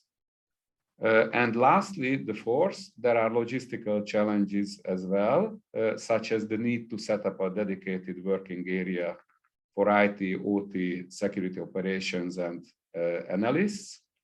24/7 transportation for the whole team available in case of the need to access remote facilities. As far we are talking about different sensors and local specialties. There must be redundant disaster recovery requirements and capabilities, as well as physical security requirements, which in industrial perimeters are really also same level challenge. And there might also be a need to route all this incoming traffic, such a remote support to pass through the IT, OT, Security Operations Center facilities. On the next slide, there are some key technical challenges as well when it comes to the OT infrastructure and Security Operations Centers. There are limited support and understanding of industrial protocols by various solutions. So we do not have that level of standardization. In many cases of large variety of custom and even unsupported OT protocols are present with the same environment. There are also risks and safety concerns to consider. Processes and critical systems can be disrupted. The Security Operations Center has to be integrated into the existing network architecture that might lack most probably built-in security in most of the cases. Network segmentation is also a key challenge since there is a lack of secure channels to connect the OT networks from corporate networks. And the single solution is usually not enough. Since the OT environment is so large, the security tool chain must incorporate many custom defense and monitoring solutions. And lastly, the variety of OT manufacturers and solutions means that inevitably 20-year-old legacy systems will coexist with the state of the hard technologies, and systems with different criticality levels will need to be addressed together. So in summary, the complex protection of IoT systems requires special expertise and technological background, the development of which can be effectively supported by industry standards. And in this area, it is particularly important to have standardized solutions and clear directions, which leads to certification in order to create unified, secure OT and IoT ecosystems. So that was my presentation. There are some questions. Thank you for your attentions. And in the Q&A sections, if you have something to raise, I am happy to answer. Thank you. Thank you very much from Mihaly for this interesting presentation. I think there's lots of more to say, but unfortunately we have limited time and we need to deal with it. But we can of course continue discussions in the panel discussion. The next presentation we have is from Claudio Teixeira. So he is legal officer working on digital and consumer law with BEUC, the European Consumer Organization. So, and he was also legal attaché with the Portuguese presidency of the Council of the EU in 2021 and competition law. And he will talk on the need for legislation for cybersecurity in the consumer market. So the stage is yours.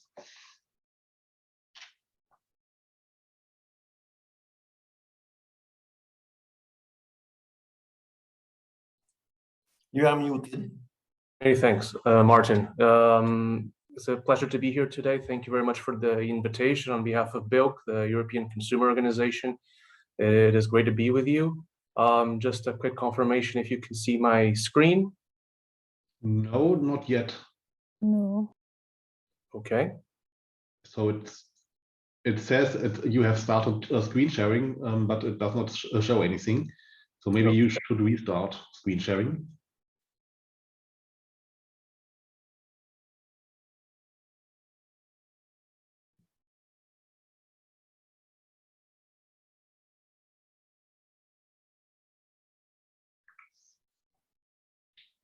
So maybe, can you try to stop screen sharing and restart it?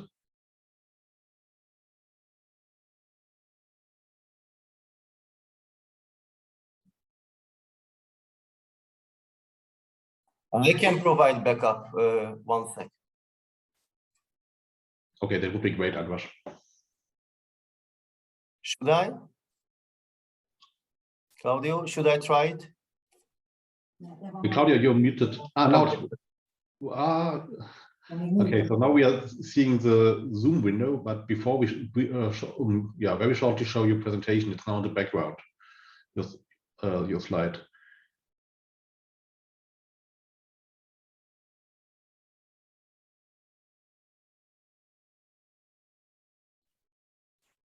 Can you see the presentation now?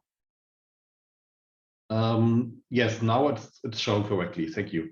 Okay, perfect. Okay, fantastic. So hopefully this will now work. I'm seeing a bit unstable. Can you see the presentation? No, not yet anymore. So maybe Andras. Yeah, exactly. Some connection issues. I'm sorry about this. Let me just cancel the sharing.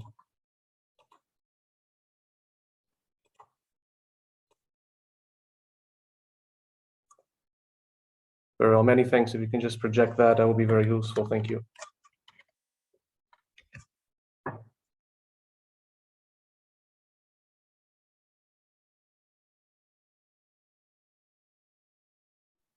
Okay, we can now see your screen, Andras.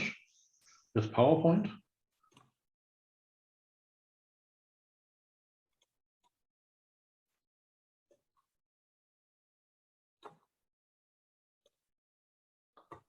Okay, looks fine. Yeah, thank you very much. Perfect, thank you so much. It works fine when we're testing it, but when it comes to the real deal, and it always fails. Apologies on my part.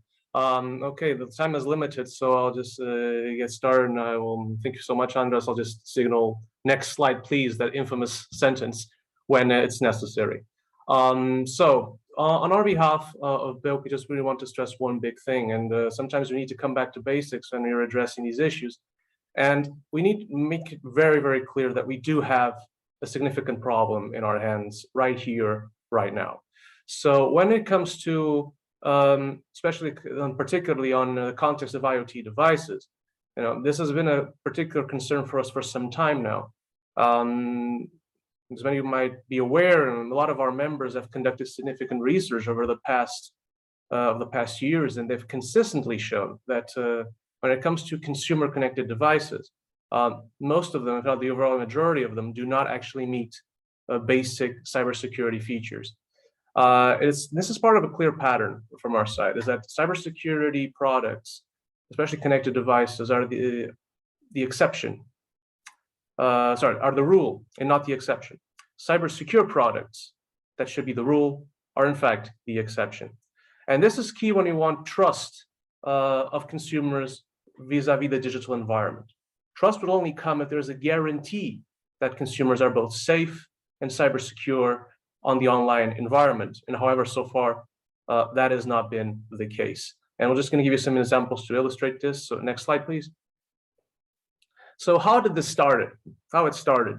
So back in 2016, one of our members, our colleagues in the Norwegian Consumer Council, did a very, very good research on now some of you might heard of it, the infamous Kayla doll, and they unveiled significant problems with them that compromised the children's physical safety when using these particular toys. But focusing on the topic that brought us here today, the main point is that basic security features did not exist to the point that you did not have to be a hacker to gain control of such a device. It was not that complicated to have a stranger hacking the device and immediately being able to talk to a child from a considerable distance. So these are issues that they have been reported. Basically, the point is this particular toy had, as an example, huge lack of security. So by a mobile phone, any stranger could just hack into the phone, and it would be possible for them to talk and listen through this particular device. Of course, there are massive issues when it comes to data protection. Anything the child would tell the doll or any sound that would be recorded by this doll would immediately be transferred to a US-based company with that was actually specialized in speech recognition technologies. This would reserve the right to share this information with other third parties and the use of speech data for a variety of purposes. There was also, of course, illegal user terms, in which, of course, the user would have to consent to these terms without being changed, could be changed without notice. Personal data could be used for target advertising, and information could even be shared with unnamed third parties. Also, kids would be subject to hidden marketing by innuendo and sometimes clear references to actual products on the market. All this while doing misleading marketing by claiming this toy with labeling that it was iNet safe. So this was not it, however. Our members also conducted another campaign, next slide please, which is called the Watch Out campaign on smartwatches for children. And these were found 3 out of 4 to have significant security flaws. To give you a bit of context, these are smartwatches that are used by parents not just to contact their kids, but most important to also have some location device in case something goes wrong. And the issue is that what was very well understood is that these things had flaws that were technically easy to exploit, and it was very, very easy, in fact, for a stranger to hack the device, in fact, contact the child, and most important, to spoof the location, meaning that in case of emergency, the child would not be where they actually should be. So rendering the device not only useless, but also susceptible to be used for very shady purposes indeed. So we can have the next slide already, please. So, and now, as the meme says, how it's going. And how it's going is, it's gotten worse. And our members throughout the last years, since this first breakthrough research from our Norwegian members, have shown countless examples, and here are just a collection of a few, where everything, when it comes to connected device, everything from toys to security cameras, to alarm systems, to security systems, to connected devices regulating heat, gas, temperature, everything in your household could be hacked in very, very significant way, to the point that indeed we realize that through this testing, if not the majority of consumer products are actually lacking the most basic security features. And this lack of security puts consumers' privacy, but also consumer safety at danger. One of those clear examples as well on the next slide is the Hackable Home campaign by our members. And they have done a very significant research, which was they basically planted 19 connected devices in a house. They hired some medical hackers, and they gave them 5 days to hack as many as possible. What happened was that half of these products had major security flaws, and they repeated the same campaign in 2021. And this time they used 16 devices, and 10 of them were immediately hacked within a few times because they have serious and critical vulnerabilities. So this gives you an idea of the dimension of the problem. But why does this happen? Why does this happen? And the fact is, it's a no-brainer, in fact. And we know every object these days is getting connectivity. Everything's getting more connected and faster. Traditional companies even that will supply most traditional products are going digital. So even right now, from your washing machine to your child's toys to your security system, everything is connected all the time.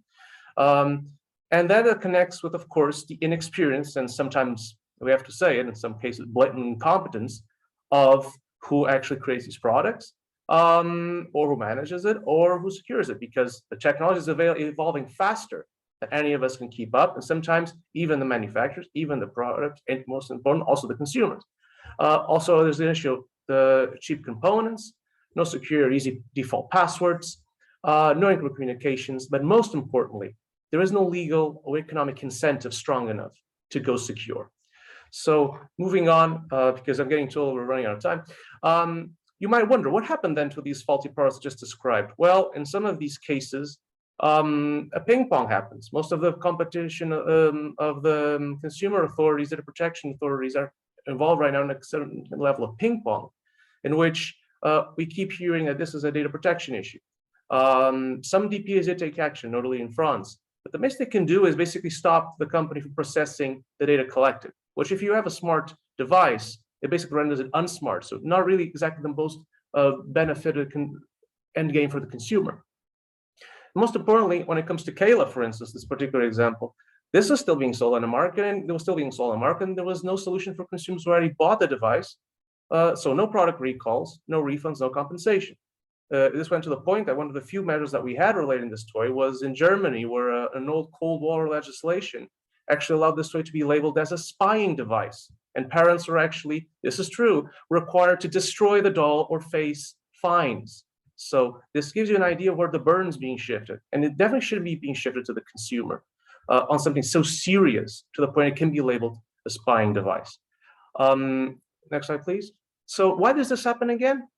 Because of the EU framework, which right now still is not the solution. Despite overwhelming evidence that we have collected so far, we still realize that the problem relies that not enough has been done to tackle these issues. When it comes to the EU framework, a major consumer expectation is that whenever a device has a cybersecurity flaw that puts them in danger, they should be able to complain to a public authority that will take the necessary enforcement steps, eventually get redress.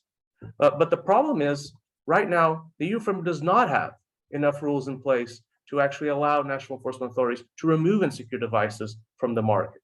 And therefore, these dangerous products continue to be sold on the EU market, regardless of consumer complaints. In this, we believe the Cybersecurity Act, for instance, is a major missed opportunity to eventually tackle the security issues that affect many of our IoT consumer devices. By putting in place voluntary schemes, it only shows that this was regulatory measures that, by over-relying on the industry, simply did not work. When it comes to the Radio Equipment Directive, this is a very good example. We appreciated the delegated act issued by the Commission, but we do have to realize one thing, which is that when it comes to even talking about application times, the scope still does not cover all IT consumer IoT devices. Most important, rules are still limited in the time of the moment when a product is placed on the market. Therefore, there is no continuous conformity. And of course, there's a vulnerability disclosure issue, because there are no rules when it comes to vulnerability disclosures. There was no point of contact most times for consumer companies, for consumer organizations to report to companies the vulnerabilities, to engage in a meaningful dialogue to actually try to improve the system. So this is why, next slide please, we really much welcome the initiative by the Commission of a Cyber Resilience Act.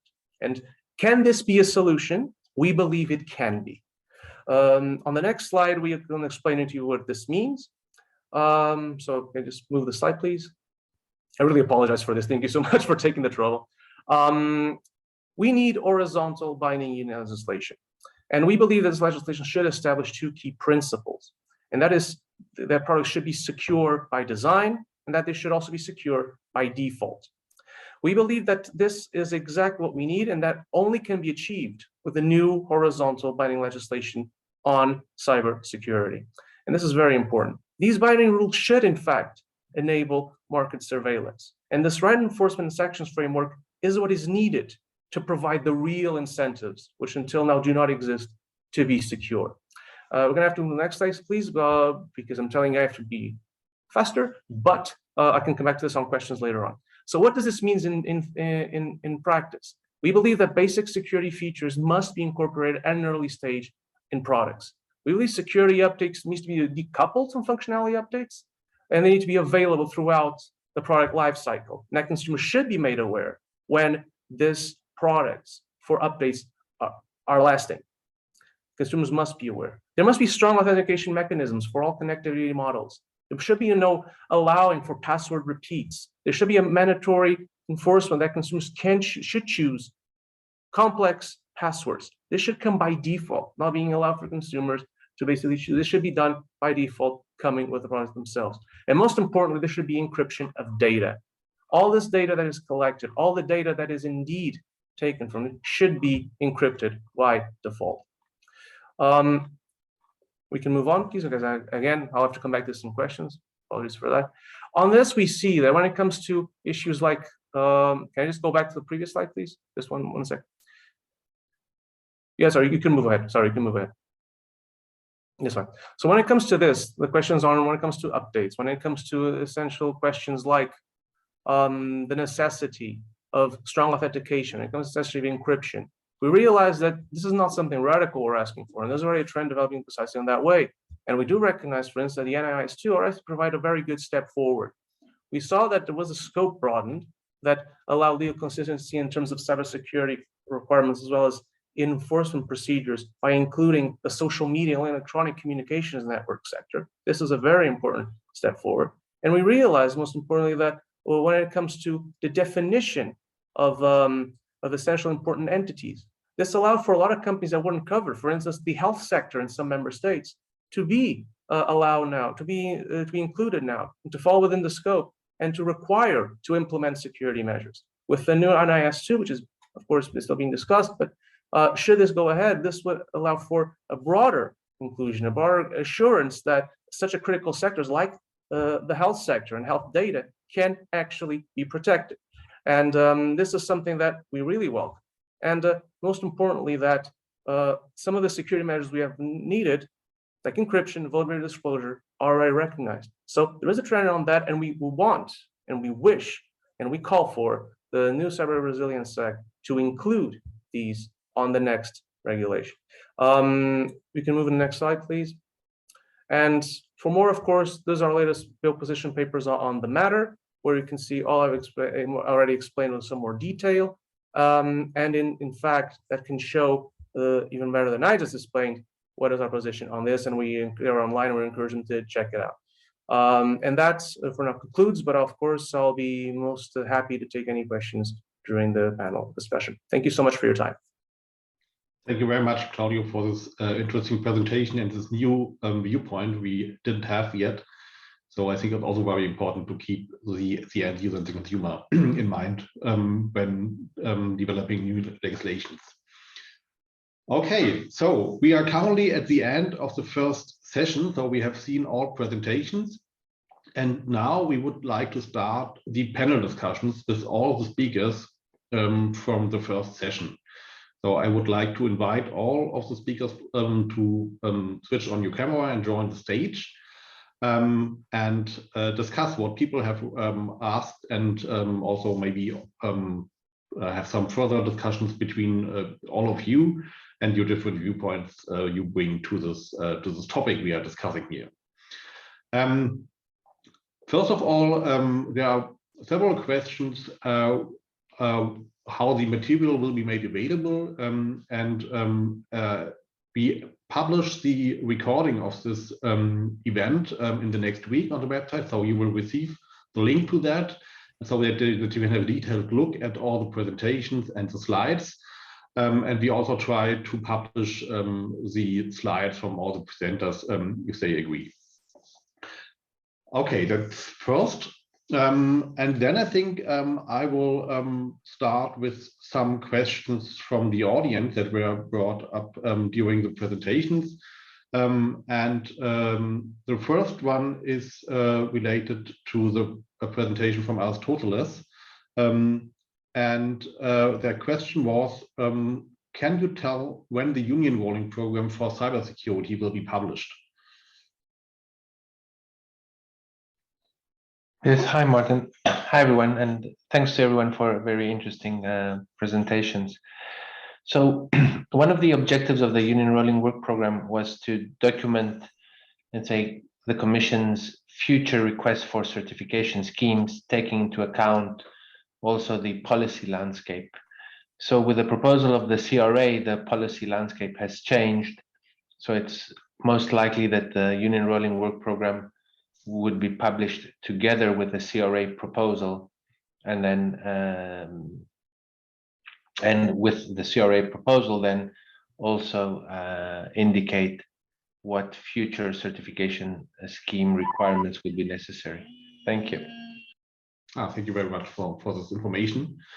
I think what also is related to the upcoming standards and acts, in particular the CRA, is how the different acts interact. So how does the Cybersecurity Act and the upcoming CRA, Cybersecurity Act, interact? Are they complementary? Are they a replacement of the other? So what is the intention there? Yeah, well, yeah, there's a more difficult question, but I won't say what it is. So the interaction between the CRA and the CSA is quite easy. So the Cybersecurity Act, right, that Philippe spoke about, leads to the establishment of certification schemes which are voluntary. That means that the establishment of a certification scheme does not automatically create obligations for any vendor to certify their products according to those schemes. The link with the CRA is that the CRA will enable, if it makes sense and where it makes sense, those certification schemes from the CSA to be the default method of demonstrating conformity and getting the presumption of compliance. So the CSA creates the scheme, right? And then the CRA, based on the risk-based approach that we spoke about and that others also talked about. So when we determine that the demonstration of conformity should be done through certification, the CRA would be the legal vehicle to say so. Okay, thanks very much for this information. I think it's very interesting. Maybe also for the last speaker, Claudio, since you are also demanding the legislation for cybersecurity in the IoT market. So how do you feel that your concerns are addressed by these legislation activities, the CSA and the CRA? Thank you so much for the floor again. Well, basically, as we've pointed out before, I mean, we believe that this was in fact a missed opportunity to begin with by insisting on voluntary standards, on voluntary requirements. And this, what it means is that we believe that there is an opportunity now to finally complement what could have been achieved with this legislation. Again, we have seen throughout the evidence that our members have collected that most importantly in all of this is that we can discuss voluntary requirements, and that's all very, very fine and nice. I have nothing against it, but the overwhelming evidence shows that when it comes to actually deliver real protection, it simply does not work, and it does not assure consumers with enough expectation that their products are actually safe. When you take a random testing and you realize that half, if not more than half of the products are unsafe and can actually compromise your privacy and your safety, well, then something must be done. And that's why we're calling for horizontal legislation to actually tackle all connected IoT devices in a way to ensure that they are cybersecurity safe. And we like to insist on that they should be by design and by default. I think only then we can achieve a level of protection that would indeed give consumers this expectation, which they already have and is being defrauded at the moment, that their devices, when they acquire them, that they are inherently safe.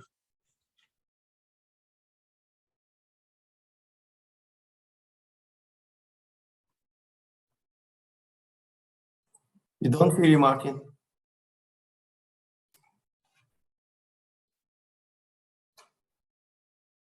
Mark. Okay. Sorry. I have some problems with my mic. Yeah, thank you for this answer, Claudio. And Gisela has raised her hand, so you have a comment. Yes, thank you very much. Just to have two comments, by the way. First one was that is as well very interesting to see, okay, what is the comparison between the Radio Equipment Directive and the Delegated Act and now the Resilience Act. I think Aris had said so already, but nevertheless, just to emphasize that the Radio Equipment Directive is just for the radio equipment. That means has a radio interface. On one end, it is very much device oriented. And for instance, in comparison to the EN, which has a requirement actually which goes over the device, and therefore I just to say, okay, these are complement regulations which will benefit from each other, I would say, and the standards I think to be developed has to take care of this. And as I said, the EN is already a good base for this. And just to want to just to give one comment for the privacy topics, what was mentioned from the last speaker, consumer oriented, to say, okay, of course, we have really to look at, and we cared already by Etsy with this, that for e-toys, we need special privacy requirements. And I think it would be really to think about if we do not need their vertical, for instance, for the EN, just to give the recommendation which was provided, for instance, in the end to get them for really tackle them as a must actually for the toys. See, that would be as well a possible way for standardization to help that the consumer IoT devices, especially toys, would be more secure regarding privacy issues. Sensible data, of course. Yeah. Okay, thank you, Gisela. Philip, you also have a comment on that? Yeah, not really a comment on that, more a question. It's a question to Jacques, based on his presentation on the IoT risk table. I was curious to hear from Jacques whether the table which allows to reach potentially 3 different levels, whether they had considered the possibility to establish a kind of mapping with assurance levels, for example, as the ones defined in the Cybersecurity Act? Well, at that point we wanted to make it easy first to map the risk into the different risk levels. Of course, the Cybersecurity Act talks about assurance levels, and as we have many manufacturers here, I would of course invite the manufacturers to run such risk classification by themselves today already, and also to demonstrate the conformance against the requirements which are already defined in, for example, the EN 303645, and there is a test methodology also available. So please do this. And of course, Philippe, it could be mapped later on towards 3 different levels. We didn't want to predefine this at that moment. But of course, it should give guidance that there is a possibility to easily mapping this into 3 different levels. Okay, thanks for that. And just to to add to that for Claudio and Beuk, that we already work with for many years, also in the Brussels community, and also from the Beuk side, on the consumer side, organizations, it can be used, right? It's not only for industry. So have a look where you end up. And yeah, so we're happy to provide you with the tooling and the mapping. So you can use it yourself. It's open source, Creative Commons, so you can just play around, change it, whatever you want. And of course, if you have feedback or criticism or whatever, we're happy to hear it as well. By the way, we also did a use case example. We used a drone flying operation, flying a sample from a hospital to a lab during a surgery. So this is of high cost to the hospital, and time is critical here. So and we try to map all these different risks to that operation, and also to the device, of course. So I think there is a nice example. Everybody agreed in the discussion. So it's very easy to understand and map it, for example, to your own device. Okay, thanks a lot for the information. This partially addresses also questions from the audience where the material on these risk levels is available. I guess it will be available through the IoT side, but maybe you can clarify this. Yes, we'll do. Yeah. Okay, so it will be addressable, accessible. We'll share it, so you can share it on your website, so everybody can. Okay, great. Thank you. Okay. Right. Okay. Then a question to. Sorry, Martin. Michi has raised his hand. Yeah. Thank you. Miali, could you please make a yes, comment? thank you. So I simply wanted to highlight a very important question from my practical point of view. So I am not a legal expert. I know more or less, obviously, the different standards around cybersecurity, but there is a large difference between consumer and industrial technologies.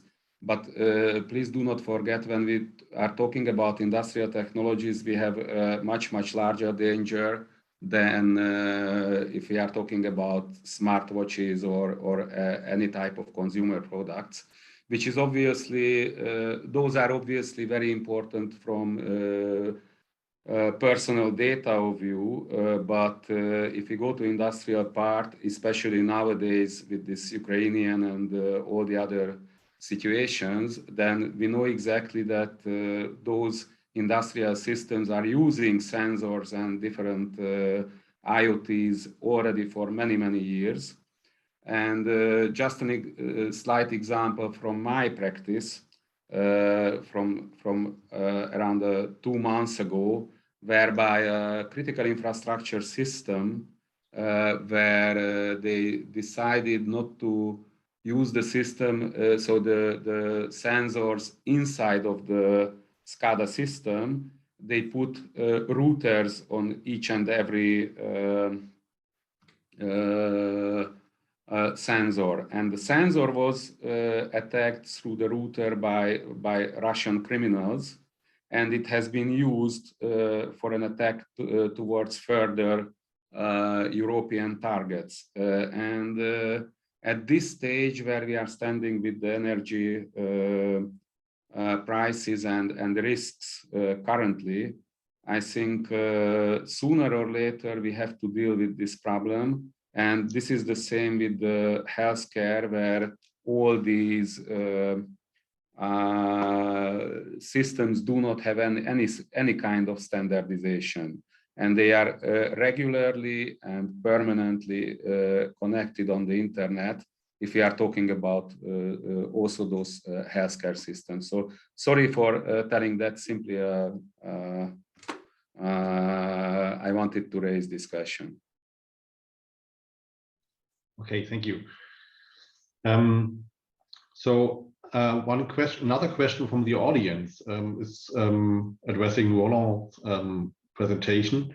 And it says, trusted IoT labels is a problem within world standards. I remember in 2019 looking into this topic. Customers need about 5 years to understand what new labels means.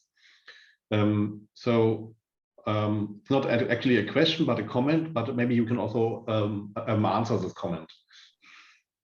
Yeah, indeed. I mean, it's not a question by itself, but it's definitely right. I mean, this is not a new topic, but I think what we wanted to bring is the fact that really in IoT it becomes even more challenging for the consumer, just to relate it indeed to this the risk discussion that we have, right? So how those consumers actually will be able to understand the risks, and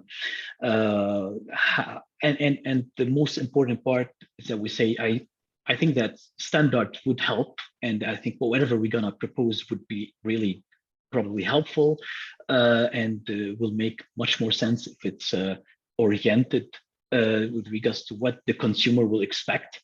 All right, but at the same time, we have duties behind it, right? We have to make sure that, because that's what's in cybersecurity needed, to create awareness. We will have to educate people around it. It's not gonna be issued from day one, and actually everybody would be able to understand it, right? Even though it's so beautiful and so expressive by itself. So that's an important point. I think we as stakeholders need to be all aligned on this labeling topic. ENISA is working very much as well on this aspect, so I think we're going to hopefully get something out which consolidate as well the effort, and with all the organization that actually creating awareness such as EXO, it's really gonna be hoping actually we're gonna get to this end. Okay, yeah, thank you very much. There are 3 people that have now comments, so that's very nice. I don't know who raised his or her hand first, but maybe let's start with Gisela. Well, thank you, but I think Jack was first. Maybe I give him the ladies first. Ladies first. Oh, thank you very much, Jack. Just to say, okay, that there are already national IoT labels, so we have some experience already. And what is really helpful is if they would rely to, of course, to the same standard. And as I said, the EN is already used, for instance, not only in Europe, but for instance, as well, pan-European wide, for instance, as well in Singapore. And there are a lot of already assurance services which really have an update, a significant update on this. And you can have a look on the Etsy website for this, just to give you a hint that there is something ongoing, and helpfully, I think it will join forces. Thank you. Thanks for this hint, Gisela. So then maybe we can continue with Jack. Maybe just to add here, we have a lot, yeah, let's say we are involved in many discussions around labels, of course. We see many labels in different regions popping up on similar requirements. So the question is how to let's say compare them later on. It's not one area is the user. So the user should understand when he's in the shop about the risk of the associated device and about the implemented cybersecurity features and whether he can handle it and so on. But we also need to map the complete supply chain from a professional point of view. We are talking to procurement departments. Procurement departments need support in understanding the implemented cybersecurity features in devices and how they are associated to the services behind, because we have devices which are connected to one entity, but we see also devices which are connected to many entities, so which raises the risk, as we explained before. But this is not. This need to be described somewhere. It need to be part of the label, possibly be available in a digital format that it is easier to compare for the procurement departments. So I think this is these are two dimensions which need to be taken into account, and because we see this as a requirement from various angles. Okay, thank you also for this important point that we have to keep in mind. Then Claudio, you also have a comment. Many thanks, Martin. I just wanted to come back initially to what Roland said. I think it's indeed true, but we have to also keep in mind that if we do achieve a system of mandatory minimum security requirements, then a label to distinguish between unsecure or secure products will not be needed in the first place, because by default, all products would indeed be secure. That said, we do have to understand that it's true that often consumers do not understand the meaning of a trust mark. The CE marking is a very good example of that. Many consumers believe that the CE marking means that a specific product is safe, when in reality, it's merely a claim from a manufacturer without third-party supervision that the product complies with EU legislation. And of course, we understand that consumer awareness is still low, and we and our members are very much engaged in raising cybersecurity awareness here. However, just a word of caution when it comes to that, because no cybersecurity campaign, how wider it can be, so it will prevent a product from being hacked in the first place. If there's intent from the third party to hack a product, it will still be hacked no matter how cybersecurely aware the consumer is. And most importantly, I think, and this is the key point, how important this is, and this is a very important point, this should never be used in a way to kind of flip the burden against the consumer. I think this is very, very important, that the burden shall remain with the manufacturers, should remain with the policymakers who have the obligation to adopt binding security legislation. And I think it's important that we do focus that not on the owners of the products, but on those who actually provide them, on those who manufacture them, on those who regulate it, that have the obligation of making sure they are safe to begin with. Thanks. Thank you, Claudio, also for this important aspect that we need to be considered, and they explain that why these topics are so complex, that makes it difficult to solve all problems. Actually, we are a bit running out of time, and